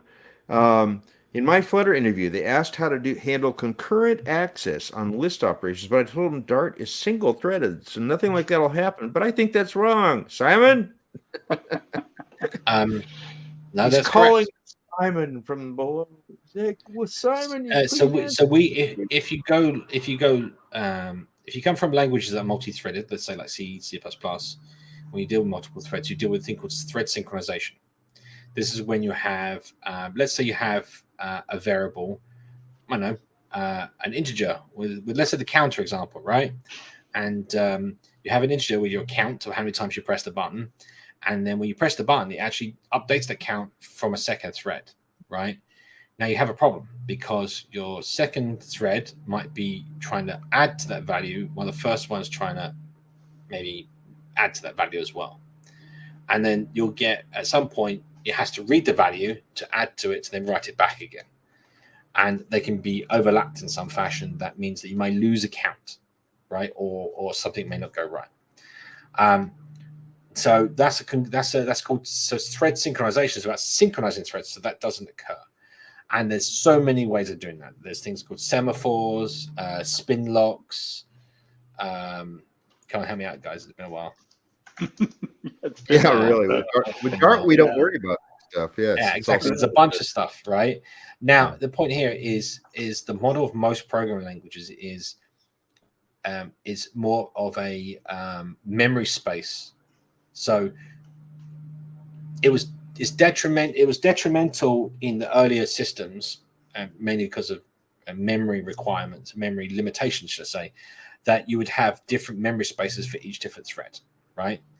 That is essentially having a program or a process for each thread in operating system terms. But what Isolates does is it ensures that access of your code is accessing a specific portion of memory that is not shared by any other running thread, right? This is this in other languages called thread local storage, right? It's that notion that each thread has its own storage that it works on its own instance of variables. So you don't ever get concurrency access problems on things like lists. However, this is like on read. But what you can do is you get a concurrency modification exception get thrown. This is why what happens when you're looping through, you've got an iterator, you're looping through a list, and then you delete an item from that list, which means now the iterator doesn't know where it is in the list because something's been removed.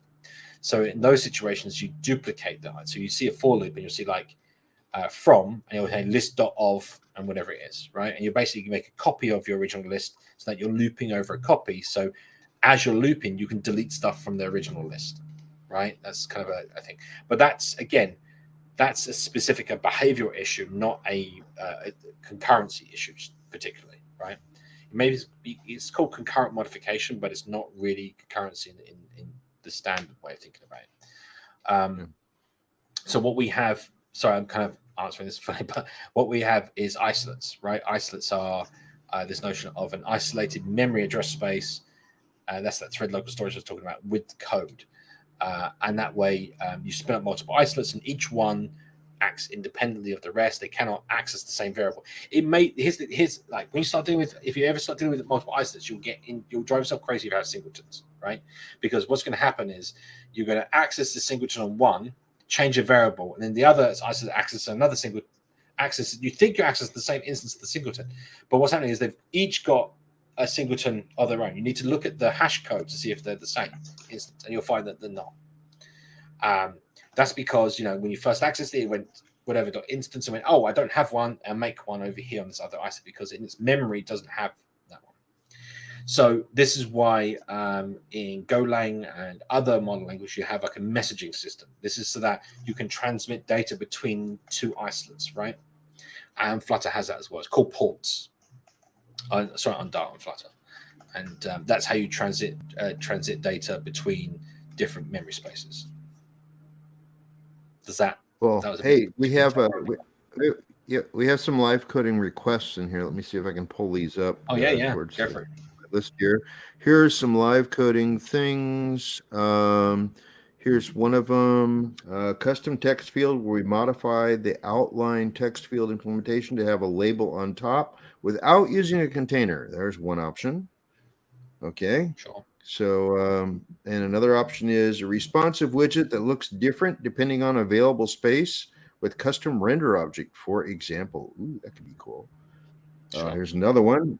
Live code text field where we modify. This might be the same one, right? Same That's one. the same one. Yep. You said it twice. Don't say things twice. A Shorebird live coding app. Maybe no. Live coding form with a couple of inputs, Riverpod, and the proper app infrastructure on a small scale. How much time do we have? Can you do this in 10 minutes? Don't have time for that. I don't got no time for that. Veselin. So Sorry, I'm terrible. yeah. Well, that was. I will mention that we did do. Sorry, both of these. Get the right one. But anyway, I will mention that we did do this Flutter Dev Camp recently, and I'm going to see if I can put together all my sessions and maybe do like a masterclass video that people can watch. Right. So this guy's asking the same thing. This person's asking the same thing, and we just got a new one. Let's see if that's another one. Oh yeah, how about finishing WoW shopping? Yeah, I do need to do some more work on that. I mean, honestly, I would say for those people that are looking at architecture, check out WoW shopping. Fork the repo, check it out. Try adding stuff. So, which of these other ones do you want to do? That's the questions in so far. So, what was the options? You want to go through the whole list again? All right. So the whole list. I was that many. The custom text field with an outline thing to show a label on top without using container. That could without using, cool. I don't know what he means by without using container. We maybe using container widget, sure. Yeah. I think and then with responsive widget that looks different depending on available space with custom render object, for example. Yeah, we could do that. And then Shorebird, skip, and the rest were architecture ones. So yeah, pretty much. Why don't we do both of these? And then didn't you have what was the one you had one as well, right? We had some extension ideas. That was another thing we could try. The turning a stream into a listenable and vice versa. Going both directions. Right, so let's pick what was the first one that was posted? Who got there first? This year. Let's do that. Okay. Custom text field where we modify the outline text field implementation to have the label on top without using container. All right. I'm gonna de-star these so I don't keep seeing them, and I'm gonna start picking up questions while you're starting that. Yeah. So now you're gonna be really distracted because you're gonna be listening to me and typing. Oh no, that's fine. I can do that multitasking. You've got that skill. I know you've got that skill. It's awesome. All right, let's see here. And so we did that one. Let's do this one. This should be simple. How to dispose a block, given that blocks are a wrapper around the material app. Dispose a block. Why do you care? I was going to say. I mean, the thing is, if it's around your material app, just dispose it in your dispose method of your state that surrounds your material app. Yeah. I don't know. Right? You create your block in init state and Right. you dispose it in dispose, and then you hand it, you put it in your block provider or whatever to your rest of your app around your material app.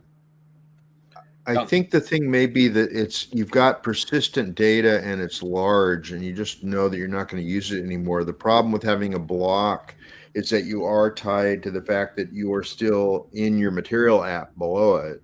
And it doesn't really go away when you do that. That's the problem with having that kind of a state management system that doesn't understand persistence other than the scope of the widgets you're in. So you're kind of stuck with block, and provider would be the same thing. But with RiverPod, you can call call and validate anywhere you want. You can call and validate any day, anytime. Mm-hmm. Yeah.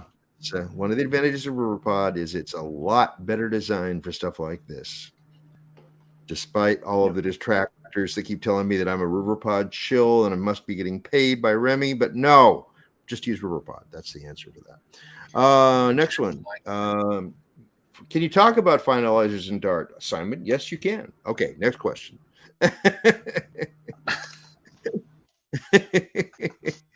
Yes.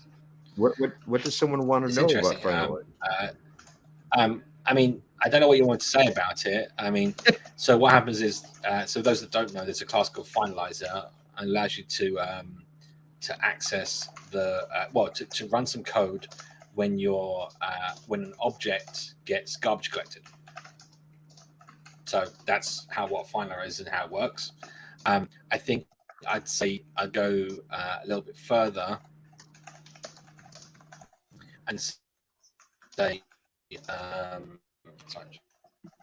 just trying to bring that up so people can see. Let's see, share.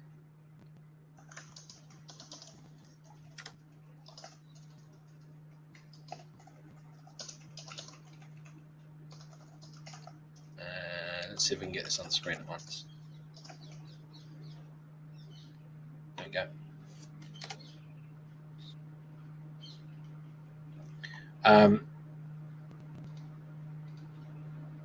Okay. Yeah, API.Flutter stuff. Yeah. So finalizer. There you go. When it loads. And this is fairly recent, like in the last 2 years or so. So it's new stuff. Yeah. It's recent 2 years, yeah. There you go. So finalizer can create attachment between files and n number of Dart values by calling attach value. Basically, you're just attaching this function to be called. And so let me make that bigger. Sorry. So in this example here, you connect to the database. It then attaches to the connection here the finalizer above, basically. And then and you obviously manually call close, in which case you detach the finalizer from this object. And that way, when this object gets no more references to it and it gets garbage collected, it will call this function up here, which is the close function, right? Does that kind of make sense to people? Hopefully. So wrapper is the object that we're monitoring. That's the first parameter. Connection here is an object that's passed to our finalizer function, and then I guess detach it also links to which one you want to call when wrapper is called. I have to go look at that. But anyway, the general gist of it is let me motivate why you want to have a finalizer too. So what happens normally when you have an object that's holding other objects, and those other objects need to know when the first object no longer is interested in them. In traditional Dart and Flutter, without having finalizers, we have these protocols of calling things on dispose. So we have all these dispose methods that basically lets the object know that it should let its attached objects know that it's about to go away. Mm-hmm. Now, another strategy is that you tie in to the garbage collector that clearly knows when things are no longer being talked about. You tie into that and say, hey, garbage collector, by the way, when nobody is talking about this object and you're about to get rid of it, let me know so that I can go off and tell its kids, hey, go away. So it's basically a way of doing, as an alternative, having an automated way of what our dispose pattern is doing. Except the downside is that dispose is synchronous. You know when it's happening, and it definitely happens. Whereas finalizers, it's whenever it needs to clean that memory up again, and that may be a little later or a lot later. So it's a little less of a reliable mechanism, but it can get you out of some thorny situations. And I'm happy now that Dart has that. Smalltalk had that for years from day one. A good example was the one they actually had there, which is about database, right? You all, like, for example, the idea is, let's say for some reason you forgot to close your database connection. You need that's your connection to the database is reserving that from the server. You want to free that up as soon as you don't need that, right? So as soon as the garbage collector, let's say you forget to do it, as soon as the garbage gets rid of that object, it will ensure that that database connection is closed. It doesn't wait for your application to be closed. What were you building? let me grab that message, and then I can share my screen and we can do this, right? Oh, and I like this comment here. Cool, didn't know about this, but seeing tons of places where I needed this. Yeah, exactly. I mean, once you understand what it's doing, in that it's giving you a hook into whenever something goes away, you can take advantage of that. And it also didn't get to go into Dart until JavaScript could support it well. So that's part of the reason it's taken forever, because you needed what am I building? What are you building? I don't know. What did we say he was going to build? The thing. I'll be find it again. You gotta build that thing that somebody said you should build. Right. This thing. Let's put that thing. So you want to put that in the comments so that you know. Context field where we modify the outline text field implementation. Now, if you were Copilot, the code would just be right there. Just be right there. Yeah. Yeah, enable Copilot, and that'll be done. Okay, show that. Could actually, okay. See how good we are. Okay. All right. Okay, so let's yeah. So so custom text field. So this is kind of an interesting one, right? So people are like, he's asking here without a container. I think that this is kind of I think we're going to need to get down to what is expected of this, and I think I understand what is expected. Is not going to like the answer I have, but you want to modify the outline text field implementation to put a label on top without using a container yet. So what you're saying right now is this is the way you're doing this. My text field, right? And then you have your text field in here. And that has a, oh look, outline input. Did it? Let's just put that in my field here. There you go. And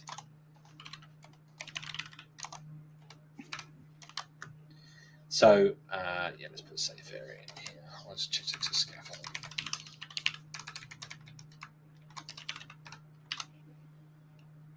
So this is the kind of thing that apparently, why is it ignoring my safe area? Where do you have it? No, I'm just going to do this. This is how we're going to solve this. I can't be bothered. There we go. That's what I want. So so we've got a label text field here with our label text, and you can see it's above like this. When you're focused, you can turn that animation off. There are some things for that. I can't remember where it is. There's like line table, floating label style, label behavior.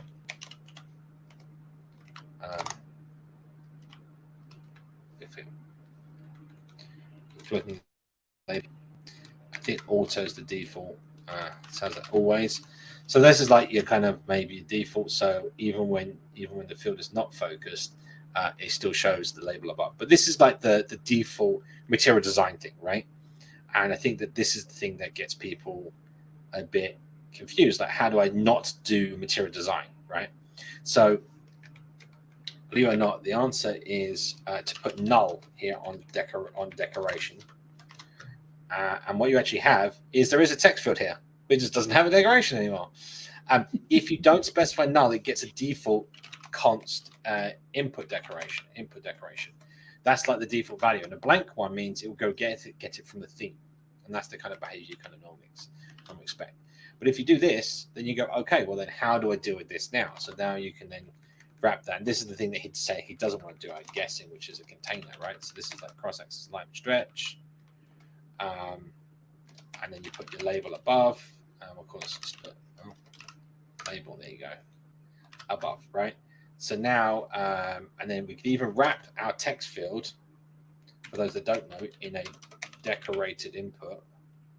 I think it's decorated input decoration, the input decorator. Yeah, that's the one. And we can put our own decoration that we had before on that if we wanted to, right?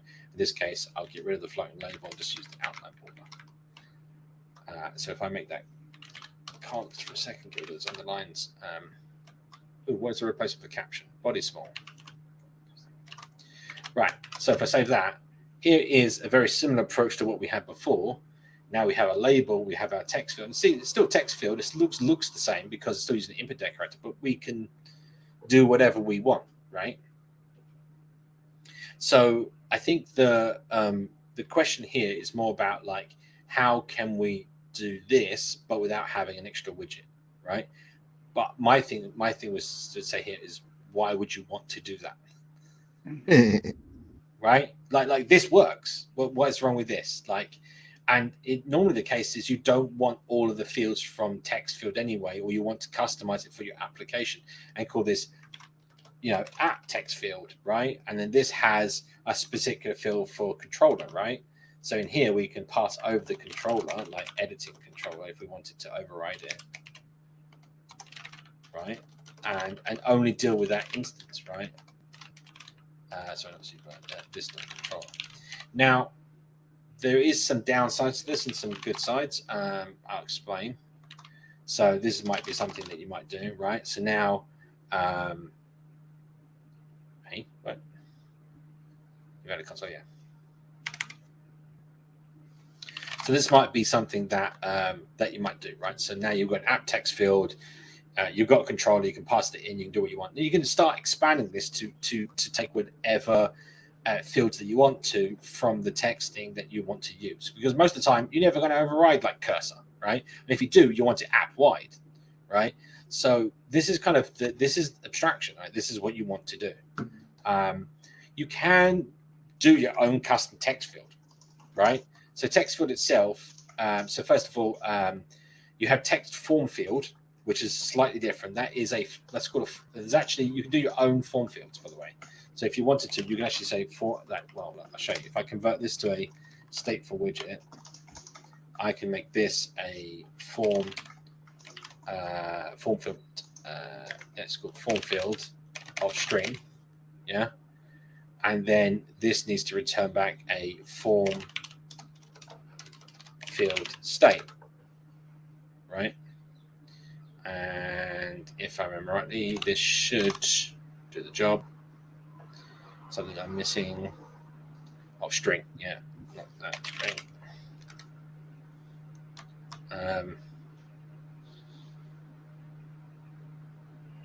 Yeah. What now? Like it. No, I've done it wrong. Hang on. Go back. Oops. And getting me. Oh yeah, that was right. It's this bit that's wrong here. There we go. So I mean, again, this is like your standard sort of form field practice, and then we have builder. Yeah, so you can actually specify this. It's slightly different. It means you can't have const, but you do super. I can't be bothered with this right now. I just can't. Yeah, there's a bunch of other ways. In fact, I just recommended one there. But you can actually do custom form fields exactly the same. You can go look at text form field. It's exactly done this way, right? I'm not going to go down this route. But suffice to say, if you want to like make something that works with the form validation system and do that properly, you do a form field. You extend form field. There's again, the form system on Flutter is quite limiting. It's not designed for. There's several packages that give you a better experience with forms and input, which you might want to consider. If you go look at text field itself underneath the hood, text field does a lot, and that's why it's not a great idea to kind of go do it yourself. However, you can, and I'll reference this in here. Where is it? Sorry, I'm just going to go down. So let's just go find the build method. So here's the build method of, let's get rid of all this. I'm going to go find it. Again, lots and lots of default. And then you can see here underneath, editable text is the underlying thing for the text field. Yep. And then if you go one level deep from that, again, if you notice, there's some more options, right? Like the point here is text is really a complicated thing, and like anyway to render. Text input is even more complicated, and you get down this tree. Let me see if I can find. This doesn't have this. It's hang on. I think this is a single. No, it's a stateful widget. Hang on. Let me find the build method then. Here it is. There you go. Look. So now inside of it, you got composition callback, mouse region, tap field region. Oh, this is new, by the way. This text field tap, I saw this the other day. It is brilliant. Absolutely brilliant. I might have to show you that. Oh, maybe I should show that off. I'm so happy with that. The undo history. Right. As a focus, scrollable. Inside your scrollable, it's got this. Then you've got another internal editable class. There we go. Multi-child render object widget. Now we're down to the layer underneath that. Here render editable. Now there's that layer stuff we talked about earlier. Oh. Render editable is the underlying thing that actually renders an editable text. And you can actually make your own widget on top that uses this. Right? Yeah, don't do it yourself. Don't recreate all this yourself. But why? Why try and recreate stuff? Why do all that? Let the people in Mountain View deal with this. You guys can just go about your business and invoke it with a wrapper. That's fine. But this is it. But why? What's wrong with this? And what's the wrong with exactly. I might have to pass over 10 parameters. The 10 parameters out of 50 that I want to use. Right? Yep. I think the problem here is I think there's a lot of developers that are completists. I don't know if that's the right word, but they'll go, oh, there's 50 parameters in text, so I need to pass all 50 parameters across from my wrapper to they might use them. That's the wrong attitude to have. Do what you need to do, nothing more is the attitude that you should have, right? Yep. The mights and the maybes never, ever happen. If they do happen when you need them, then you just refactor the code. It's not a big deal to refactor. Right. Yep. So, Simon, 9 questions in 15 minutes. Let's go. Okay. So what was the next? Well, I think that kind of answers that. What was the next one to create? And then we'll. That's the thing I was talking about. Streams. The streams still. Yeah. What was the other one? The free. Was it free? Asked. Free. Sorry. No. Free. Yeah. Hey, I found it. Responsive widget that looks different on available space. I think that's something we can actually show off here and talk about. So, you do that while you're answering the next question, though. We've got to get through these. This one will be easy. This is fine. Easy one. Riverpod. Yes, that one's easy. I just used my own. That's how I did that. Right. You build your own, but the rest of us we like Remy. We're using Remy stuff. What's the recommended method for transferring form data from a widget to a controller? Creating a save method in the widget class or an alternative approach? I think there's already you're calling the save method when you're doing like a submit button or something typically, and that should map to the right thing. Yeah, right? on a form. Yeah. Yep. It's the normal form submit or something like that. Yeah. Yeah.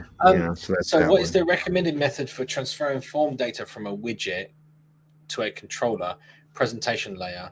It's creating a save method in the widget class or alternative approach. Save method in the widget class. Yeah. I mean, the thing is, again, if you're using the validation system in Flutter, then you're going to be using the form validate and form save methods. So the form, your form key on your form object has a a save method, and that calls the save callbacks on save callbacks of all of your fields. And that can then update the model, and then once that method's been called, it returns, and then you know you have a model that's been updated. Yep, it's that simple. Yep. You can also, you can also use text controls like we just had there in here, right? You can use a controller, and then when they press the button, you just read the value from the controller and update your logic. Or you can listen to a controller, because a controller is a listenable. It's a value notifier, which is a value listenable. And in that sense, you can just have it, so as soon as any character, any detail of that text editing field changes, it updates your model. And it really depends on what you're doing. Like, you don't want to have it so that every time you type something, it updates the model, which triggers something else, which triggers something else, which triggers a rebuild, and does all this stuff. You probably want it when they press the save, the submit button, it actually does the save once, and then updates your entire application state. Yeah, if you do it that way, you're just in for a lot of debugging. Yeah. Yep. All right. What's a good way to store fetch data locally, as you discussed earlier? I think it was about cache stuff. Yeah, I kind of talked about it in the chat there with them, but okay. Yeah, I mean, depends on what you want to store, right? If it's simple, small JSON text or, key value pairs, you could do it in local storage. You could do it in, as a file that you're saving off. If you want something more complex, you can go with a local database like a Hive or an ISAR or SQLite or, whatever, you want to choose. So just SQLite. SQLite, yeah. Or actually, it was SQ Flight and in Flutter, right? Yeah. SQLite. Yeah. Right. Exactly. Next one. Okay. So unless Simon, you wanted to say something. Yeah, this one I was looking at earlier. As far as I'm aware, unless Simon knows one, there is not a way to do this. To have assets that are for debug only. Mono repo with multiple tops. Well, so you have all your code in a core package, and then have two mono repos that consume it. Yeah, you could multiple branches, things like that, but not. Well, yeah, but it doesn't have like you can have. So what you can do is have. You would have, again, I think this is what Randall was saying, but you can have like a pack. You can have a package for your debug assets, have a package for your release assets, and then have your have two different versions of your app that consume those two different things. Or sorry, they can have their own assets, and then they call into a common package for the rest of the app. Yeah, and then they supply down like I've done this before, and then they supply down, let's say, like a logo or something, and then you provide common structure that you pass down from like your entry point to give the asset paths for that. Just like white labeling, same way you do white labeling. Right. Yeah. So you build a core package, and then you build your apps that are basically entirely separate pub spec YAMLs that have their own features. There is something here though. So something that I've not had a chance since the very, very early days of Flutter to play around with. So you have a thing called asset bundles. Mm-hmm. Yep. So by default, it's just whatever it wants to suggest to me. You have a root bundle. A root bundle is the one that actually comes in your Flutter app, and this is the one that's shipped. But if you noticed, you can actually do network asset bundle as well. And there's no reason why you couldn't ship multiple bundles and access multiple bundles with your application. So, I mean, like, again, I have not had to play around with this enough to really, dig into this, but I don't see any reason why you couldn't have multiple bundles, and consume them, one for debug, one for release. I wonder what build support there is for that. This is it. So you have Flutter build bundle, isn't it? So you do this. You do Flutter build bundle. I'm pretty sure that's the command. Build the Flutter assets directory for your app. So the output of this is a bundle basically, and then you can then import and use that bundle using that mechanism. So there should be a way to do like assets and resources for your independent. But again, there's nothing that's built in directly. You would have to do some scripting or some code gen or something around this to actually probably make it do exactly what you want. But maybe that's an option. Well, hey, no more questions, by the way. We're trying to get through the 5 that are remaining in the 7 minutes we have. So let's plow. Let's plow. Here we go. Have a selector that should rebuild when a list changes. However, it will only rebuild if the list is reassigned and not when items are added. This feels wasteful. What do you guys think? This is the old mutate versus identity change problem. Yeah. This has been covered by the literature pretty well. I don't know that we need to answer anything here, except again, keep in mind that if something is watching for the identity of an object to change, you really do have to make a new object. You can't just mutate it with .add. This is built into the way the language is designed. Mm-hmm. So it's not wasteful. It's the way it works. This And is also, you do have to make I was going to say, you don't. It just create a new list of items is something that is actually not expensive, right? Because the items themselves are kept, right? You're not creating every item that's in your list. Right. You're just making a new list that refers to the new items in a certain order. Right, right. Basically, just copying object pointers down the list. It's like really fast. So it's not looking at each individual object and recreating that too. It's not a deep copy. It's a very shallow copy. So that's usually reasonable. Do something I came up with a very, very long time ago, which I think is in my gist. Let me see if I can find it. While we show the next question. So my company's using it. Oh, sorry. Go ahead. Did you find it? Okay. Yeah, list notify. Yeah, 2020. There you go. Yeah. I updated it actually a little time ago because someone wanted to use it and I didn't put a license on it. So there's a license on it. Here you go. This is what a lot of people miss. That's the entire implementation. Wow. So I don't know if people get what this does, but basically it does what you want. So basically, if you modify any of the elements of the list, it notifies the listeners that it's changed. Now you can use this list notifier. It's a change notifier. You can go use that in Riverpod. You can go use that in Provider. You can go use that in all these things.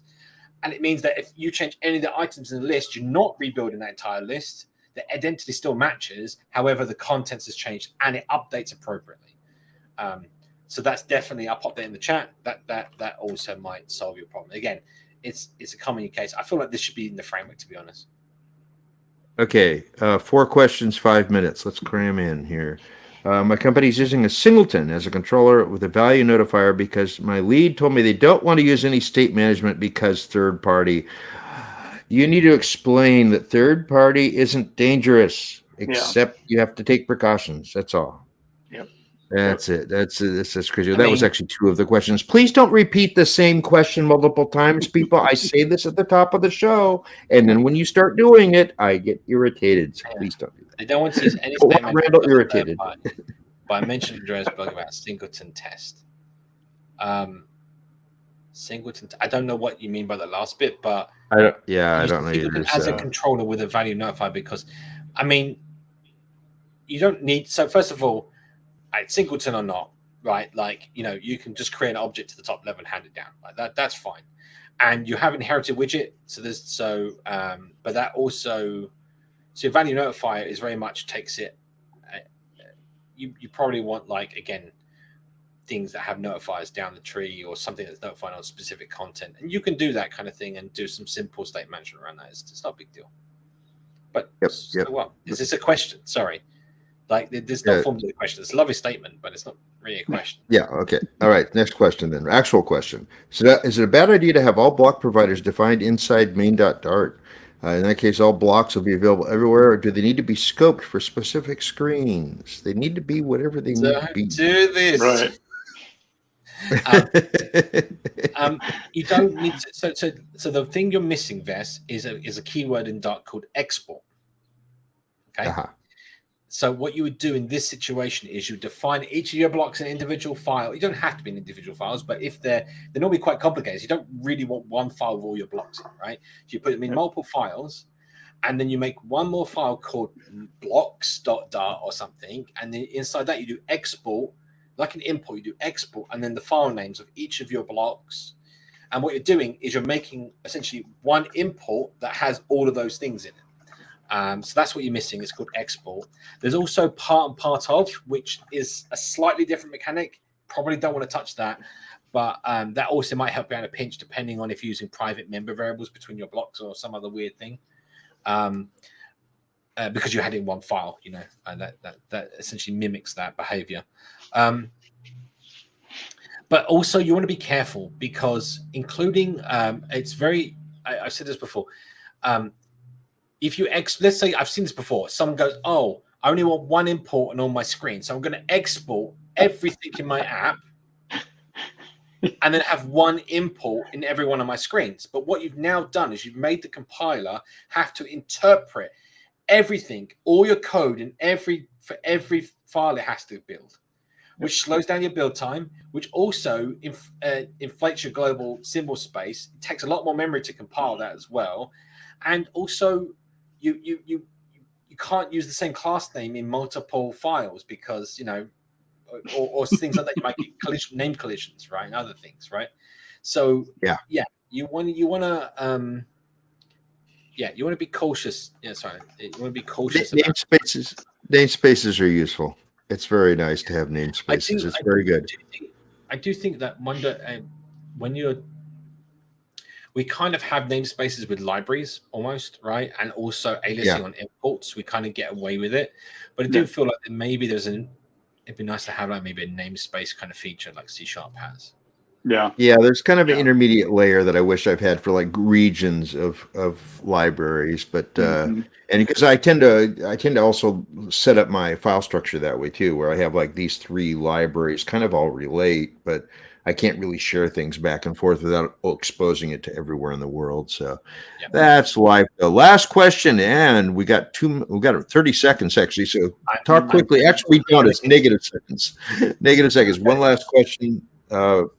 That was actually answered in the chat. So it was that you're using IntelliJ, so it isn't that's not a VS Code extension, but I think there's a similar one called Rainbow or something, or Rainbow Progress Bar. What was that? Yeah, I don't know what that was. Yeah, this isn't VS Code, Tarth. Sorry. Yeah, so it doesn't matter. This is IntelliJ. Yeah. All right, doesn't matter. That was all the questions. Let's wrap the show. Well, I've got the coding thing to finish. I want to finish this. Oh no! I've got a hard out. I've got to go. But go quickly. I'll just be late. No. You if you need to head off, Randall, head off. I don't want to like make you. No, I'll stay. Okay. Just for I got to say goodbye to everybody. It's going to be very, very quick with this. Right, let's see if we can do this quickly. So code faster. Right, responsive widget that looks different. Let's talk more code on the space. With a custom render object. So for those that don't know, custom render objects is what we just said at that bottom layer. So we want to say, let's do what? Master detail. That's kind of an obvious thing to do, right? So what we actually want is a multi-child widget. So we're going to steal some code because I want to do this quickly. So there's actually a widget in the framework called custom multi-child layout, right? And that has a render object called render custom multi-child layout. Now, these are the naming conventions that you'll see that are quite common, right? So we're going to do our own one. What we call this responsive page. I don't know.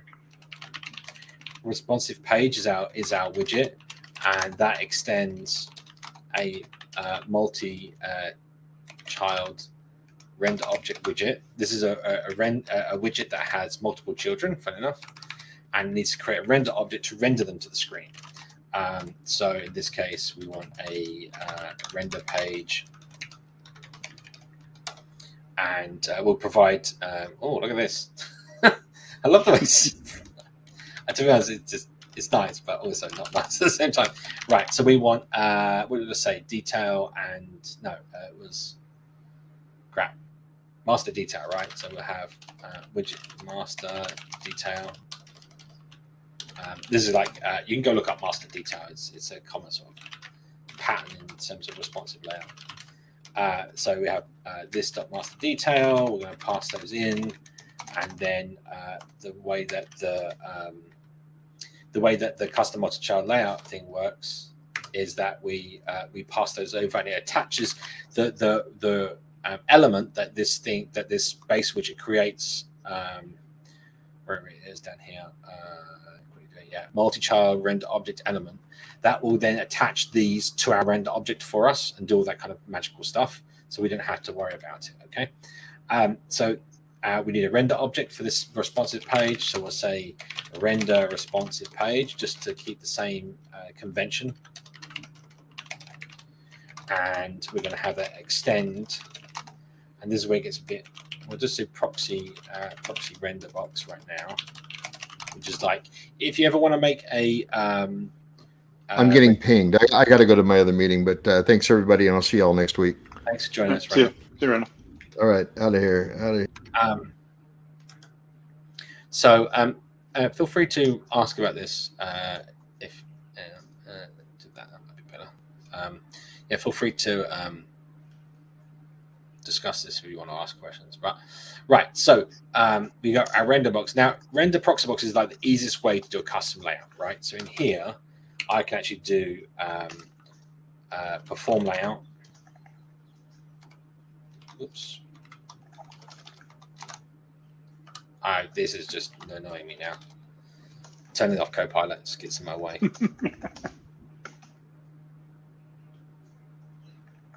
Right. Right. What was it doing? It was perform layout. There we go. See, it just instantaneously works for me. Right. So, and then we can in here we can go get the first child. Say in this case that would be master. The master box is I can't remember what this is now. Hang on. Parent. It would be parent data. No, it's first sibling. Oh, anyway, I forget. Anyway, it doesn't matter. We don't need to do it right now. But anyway, you can go get the. I'll show you in a second because we're going to do this slightly different way. But you can go get the first one. You can do it all yourself. This is kind of like a little cheat because it does come to the base implementation. Normally, you'd be doing render box and have to do hit testing, some other things. We're gonna because we're doing that would be the case if it's just one child, right? Like you're doing the base thing. But if you're doing multiple children, there's some sort of a little bit more legwork that you need to do to handle the fact that these children can come and go or change. So again, avoiding having to do that ourselves, we're going to go copy what the framework does for us, right? I was hoping to, let me just chuck these in here, whatever. What this does, let's go to the render object, is a bunch of this stuff at the top, and we're just going to copy that just because I don't want to have to do it all myself. So this is kind of some de facto standard things that you kind of want to do. There we go. So we're a container, our children are render boxes, and then we have the parent data. That's how we link to the child.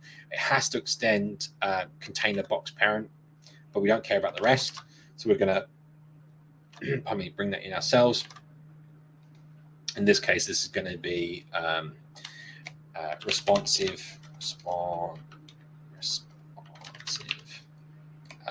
page parent data. That'll do. We don't really care about what's inside. This is just so we can do that.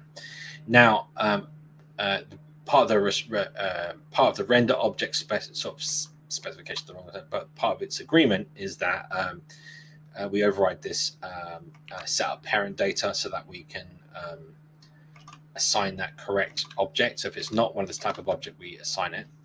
Now we can use that parent data to go get children. Now we don't care about all this other stuff that's happening in the default implementation, but we do care about are these last few functions. So we're going to bring those over. So I said first child. That's what's the first child, not first sibling. Well, you know, you get it. So first child will be the first child of this render object. And that's a doubly linked list. So first child, where is it? Child before, child after, and you can loop around. It does the previous sibling, and previous sibling, next sibling, does all this for us. It's kind of a pain to deal with all of that. Since we have two widgets, though, we can do a trick. We can say first child and last child. So if we go back up to this, the first child is master, the last child is detail. So we can kind of like not have to deal with a bunch of this. So we can do this. So final master is first child, final detail box is last child, right? So now we've got our two boxes. The requirement of perform layout is to do two things. One is we must set the size, right? And then what we get in our input are constraints, right? So based on those constraints, we need to set the size. That is the only thing that we need to do. There's actually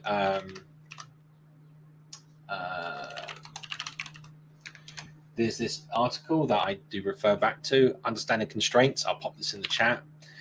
Some of us from the community worked on this. Yep. And this is the kind of phrasing that we came up with. Constraints go down, sizes go up, parent sets position. That is the mantra that you have to have set in your head when you're doing this stuff. So we get the constraints, we have to set our size, and then us being the parent of master and detail, set the position of the children, right? So if I just put in here, constraints.biggest, that is immediately a way of setting our size. Now we can set our size based on our children because we can go get the child sizes and lay them out, or we can set this ahead of time because we want it to fill, right? Either way works. It doesn't make that much difference. Now what we can do is say, now we've got our master box and detail box. We say master box dot layout, and that's how we lay out that one, and then detail box dot layout. So when you call the layout function, you need to pass over constraints, and you have to set parent sets user size to true if we need the size to use the size of the child. I won't go into the details of why. It's to do with the way that the render object system works. Either way, what we want to do now is set the constraints. We haven't got to the responsive bit here, but we'll need to do that. Constraints box. This is like, again, we're at that lower level, so there's a bit more boilerplate we have to do, but it's not too bad. Box constraints. So when it comes to the constraints, there's some like little examples here of like things you can do. So we actually want a I wonder if we can do a nice I actually want tight in one dimension and loose in the other. There's no nice way of doing that. I think we'll just manually do that. So there's the 4 constraints that we have to specify. So min width. We can actually work out on our constraints what our detail should be. Kind of don't have this. We need to. Can I run this as a desktop app? I think so. Let's find out. Oh yeah, it won't compile at the moment with a Dart. Derp. We'll try that in a minute, and because we're going to need to be able to resize it to see that, right? Anyway, so the minimum width, we'll hard code some values in right now. Our maximum width, 200. Our height, min height is going to be min height. We want that height to be tight. We want it to fit the height. So our min height should be size.height because that's the height that we've been given, and size.height here. So that sets up our constraints that we're passing in. Is it because these are nullable? All right, and then okay, so that's going to lay out the master box, and it's just laying it out. So it's saying this is how big you can be, and these are both tight constraints, right? At the moment, we'll come back to how we want to handle that. I guess. Do you know what? Let's just do type 4 width 200 height size. This is exactly the same thing, just a little bit easier to read. If you go into it, you'll see it does exactly the same thing. So it's the width, the height, the height. Right, then the details box, we're going to do the same thing. Type 4. And this time, width is going to be size.width minus our 200, and then the height, size.height. So this is eventually saying like the width is going to be the remainder of the space. Now, I know you can't visualize this. So master detail is like a column versus some left versus right. Yeah. So now we need to position these, and you position them by saying master box parent data as, what do we call our parent data? It was responsive parent data dot offset equal, and then the position we want, right?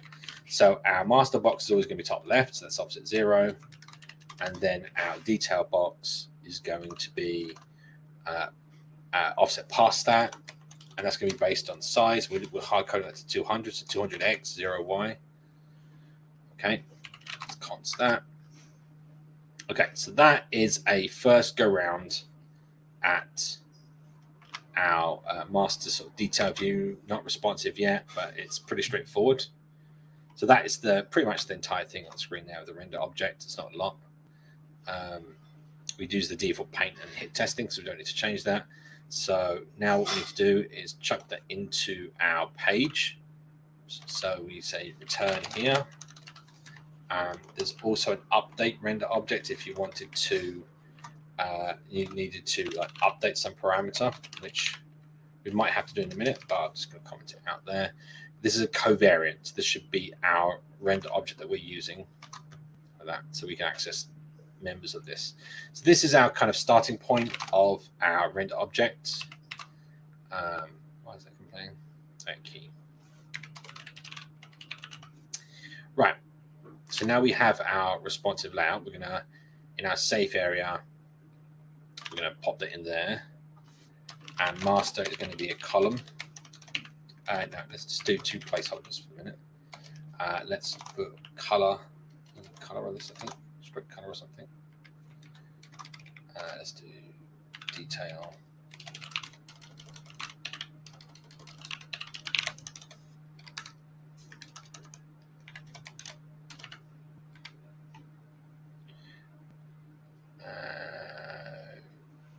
Oh yeah. Okay, cool.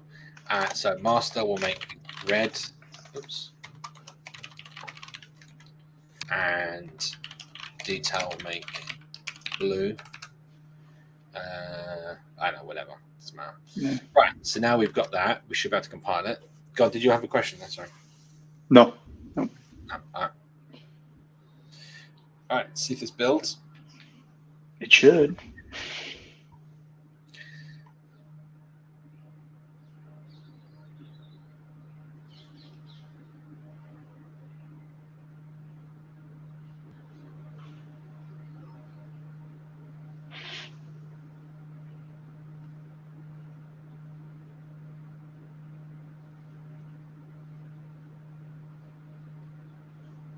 Go.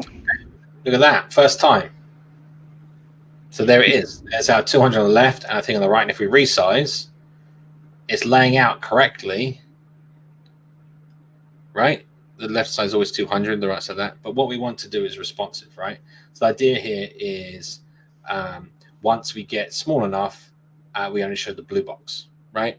It's kind of like what you see on a tablet. So you go like portrait to landscape and it just changes.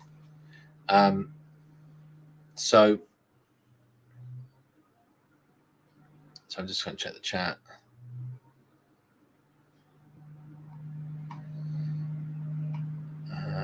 Okay, this already covers a lot of interesting stuff in that responsive. So let's deal with the responsive piece. So now what we need to do is, in this case, responsiveness is around the size of the screen normally, or the size of the parent. So in this case, what we can say is we've got our biggest constraint, our size here. So we want to say, let's say, what do we call this? Master size is 200. Let's replace our 200 below with that.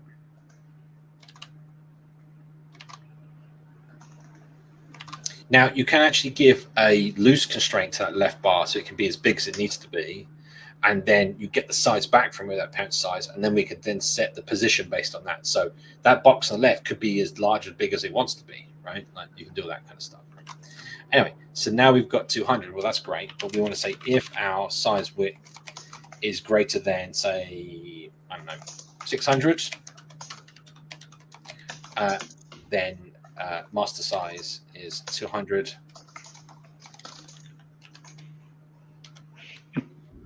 Else master size is I mean, you can do 0, but it's going to try and lay out to be 0, which is not great. We can also set it to display it off screen or not display it at all, off stage. And again, that's slightly different. I think we'll say we don't want to paint or hit test it. I think it's probably the easiest option.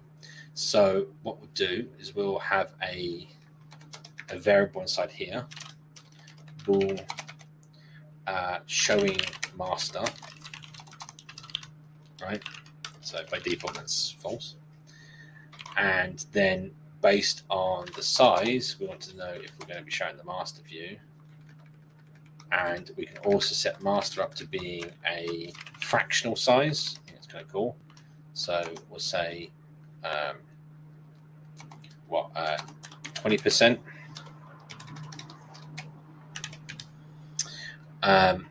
Okay, so now we get this showing. This is fine. Let's give that const. All right, so now we're going to have fractional size and we have this showing master. Default paint, when it comes along, is going to loop around each of those children, asking them to paint. That's the kind of default behavior. We have 2 widgets. We know exactly what those 2 widgets are, so we don't need to loop around. We have first child and last child. So in this case, we can actually completely skip this piece and do this line just twice over, right? There we go. Now, we need to fix this parent data type stuff, which is exactly what we have above, which is to get this offset and use it. So we want to say master position is this, and we get our master and detail box, bring them down. So we get our master position, and we want to put that as our offset. It is our offset already, that's fine. We can actually have maybe master data, get rid of offset just to make things a bit nicer, I guess. Let me get rid of that second one and do it twice basically. So what we're doing here, detail data.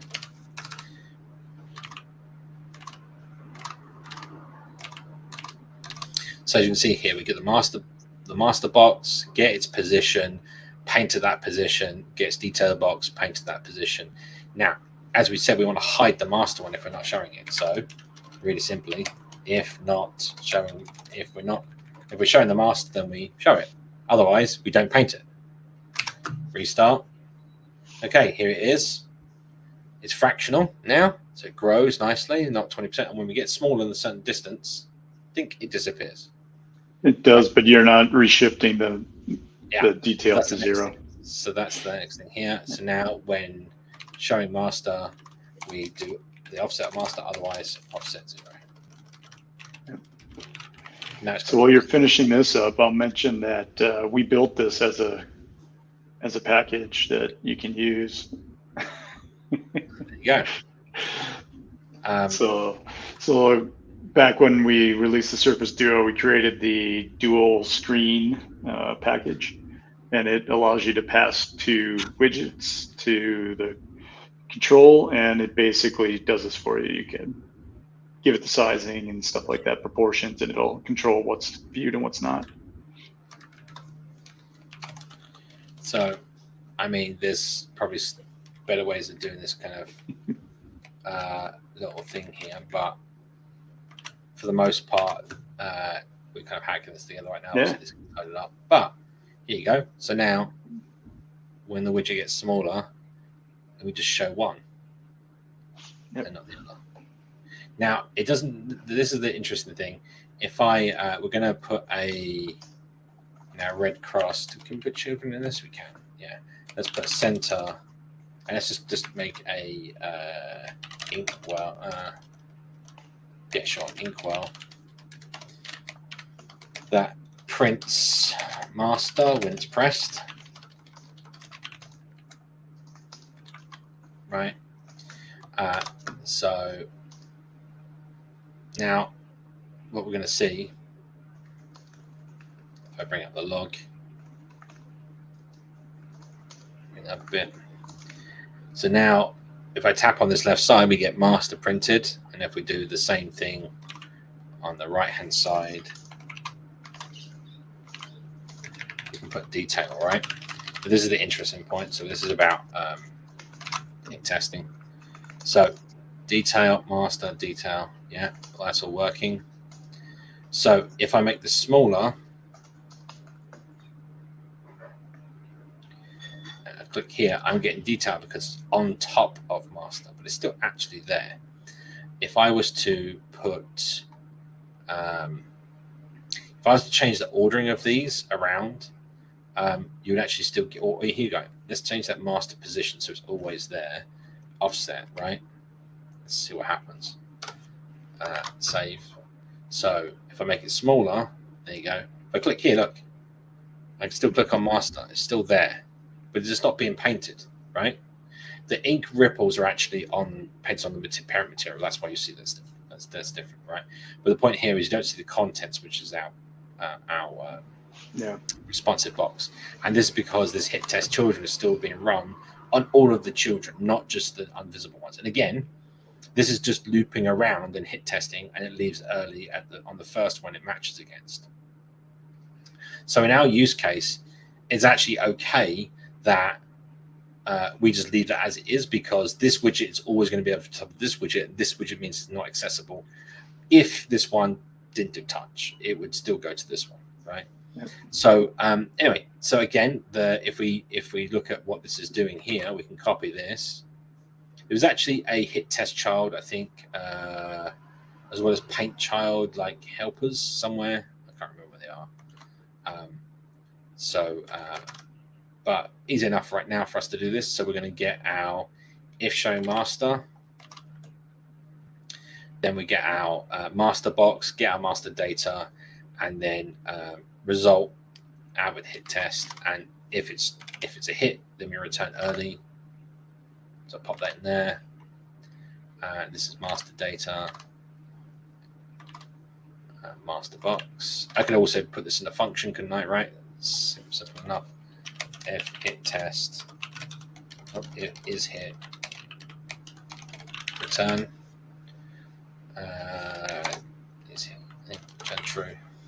Should do the job. I think it's one. Actually, the default one does. Yeah. Then, if when it comes to the second one, we're doing a similar thing, right? For detail, let's grab our detail box, detail data.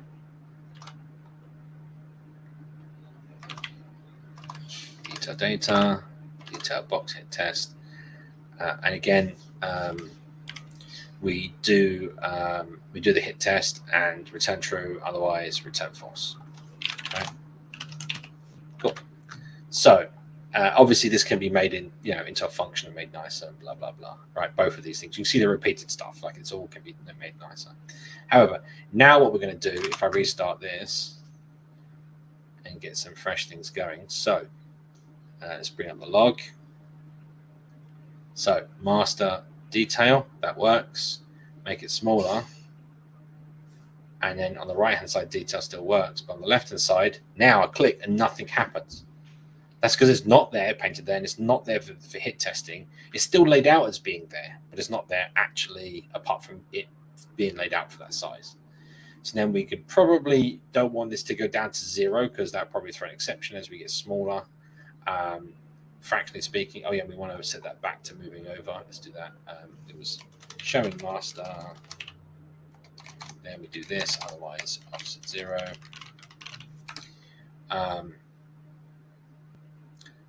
And our width here, we want to do a math.min. Math.max. Sorry. We'll say 200 is the smallest it can go down to, or 20%, and we'll need to pull in the the Dart math library for that. This is kind of common practice as math, because there's a lot of top-level functions which you don't, again, want to pollute your namespace. So that way you don't get max. We couldn't be able to use the max symbol anywhere in our file if we didn't give it that name, right? All right, so now if I restart, there we go. So when it's small, it fills the detail fills up the screen. When it gets bigger, the master gets there, and that the that it never gets smaller than 200, right? Nice and responsive. Now, this kind of logic and behavior is where it should be. It should be during layout, right? Not during build. This is the difference. A lot of people do this stuff during build. Now, this is a custom render object because someone asked for this, right? You can actually do this without making a custom render object. There is it's the bit I was talking about earlier, which is called custom multi-child layout. And this is a widget that you can use to do what we've just done, right? But it's slightly easier. And here's an example of it, like triggering, laying out these boxes.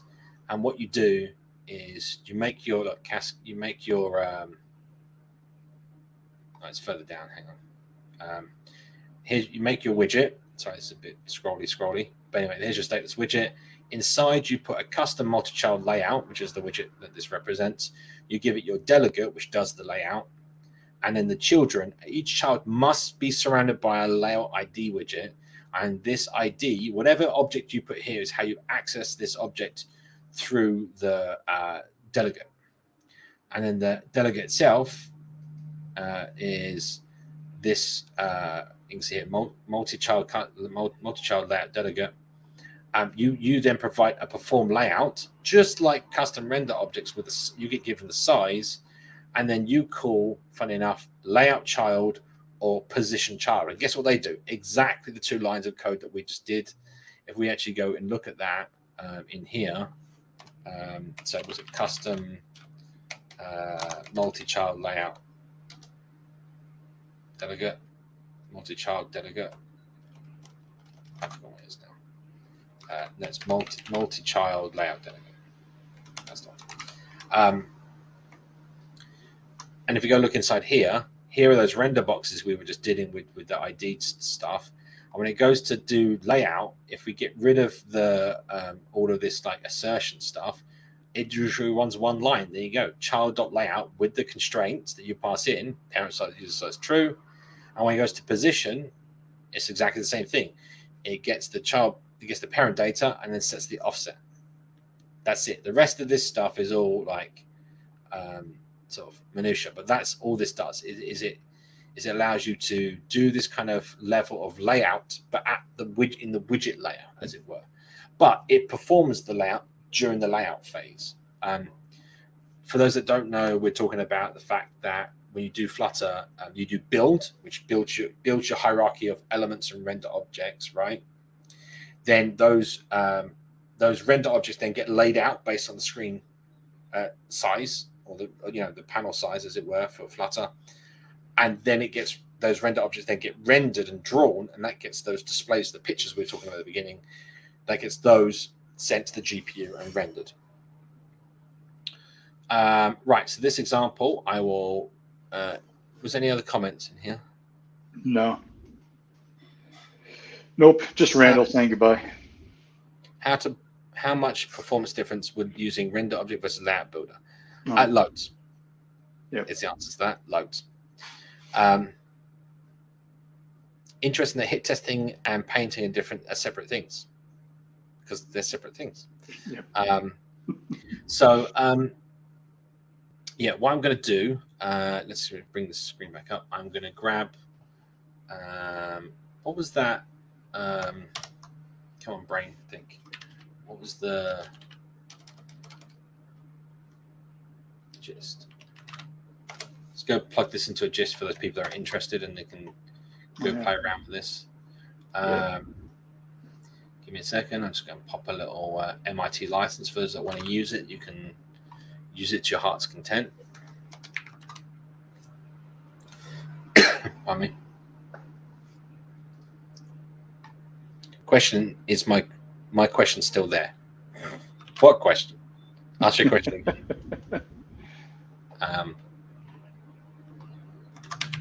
Right. I mean, you could have asked your question again, right? No, is my question still there? It's kind of interesting that when you're answering questions online, isn't it, John? Like don't ask to ask, just ask, right? We actually have that in Discord as a response. Don't ask to ask your question. It was the state management. This is one that we did pull it up, but it wasn't really a question. Want to use state management in our company app, but they told us not to use any state management where the application grows. We answered this earlier, Sheree. Yeah. What's the question? Yeah, that you're not really asking a question. Or maybe it's getting cut off. We say, are you cloning open source plugins? And sorry. Also, they're cloning open source plugins that are not contributing. It's bad. Yes. I mean, you know. But why would you clone open source projects? Well, it's you want to use it, but I guess maybe they're changing it and making things, but they're not contributing it back. In the version, it's the same thing. Right. If you're not trying to use something else, I don't know. I mean, again, it's not a question. Right. I don't see a question here, so I don't know. No. It's nice. It's sad for you that you had to get rid of that. I guess if the question is it bad? Yeah. I mean, if you're going to clone the open source and then make changes to it for yourself, why not contribute those back and just use the package? And as far as the state management, again, not really a question. State management where the application grows.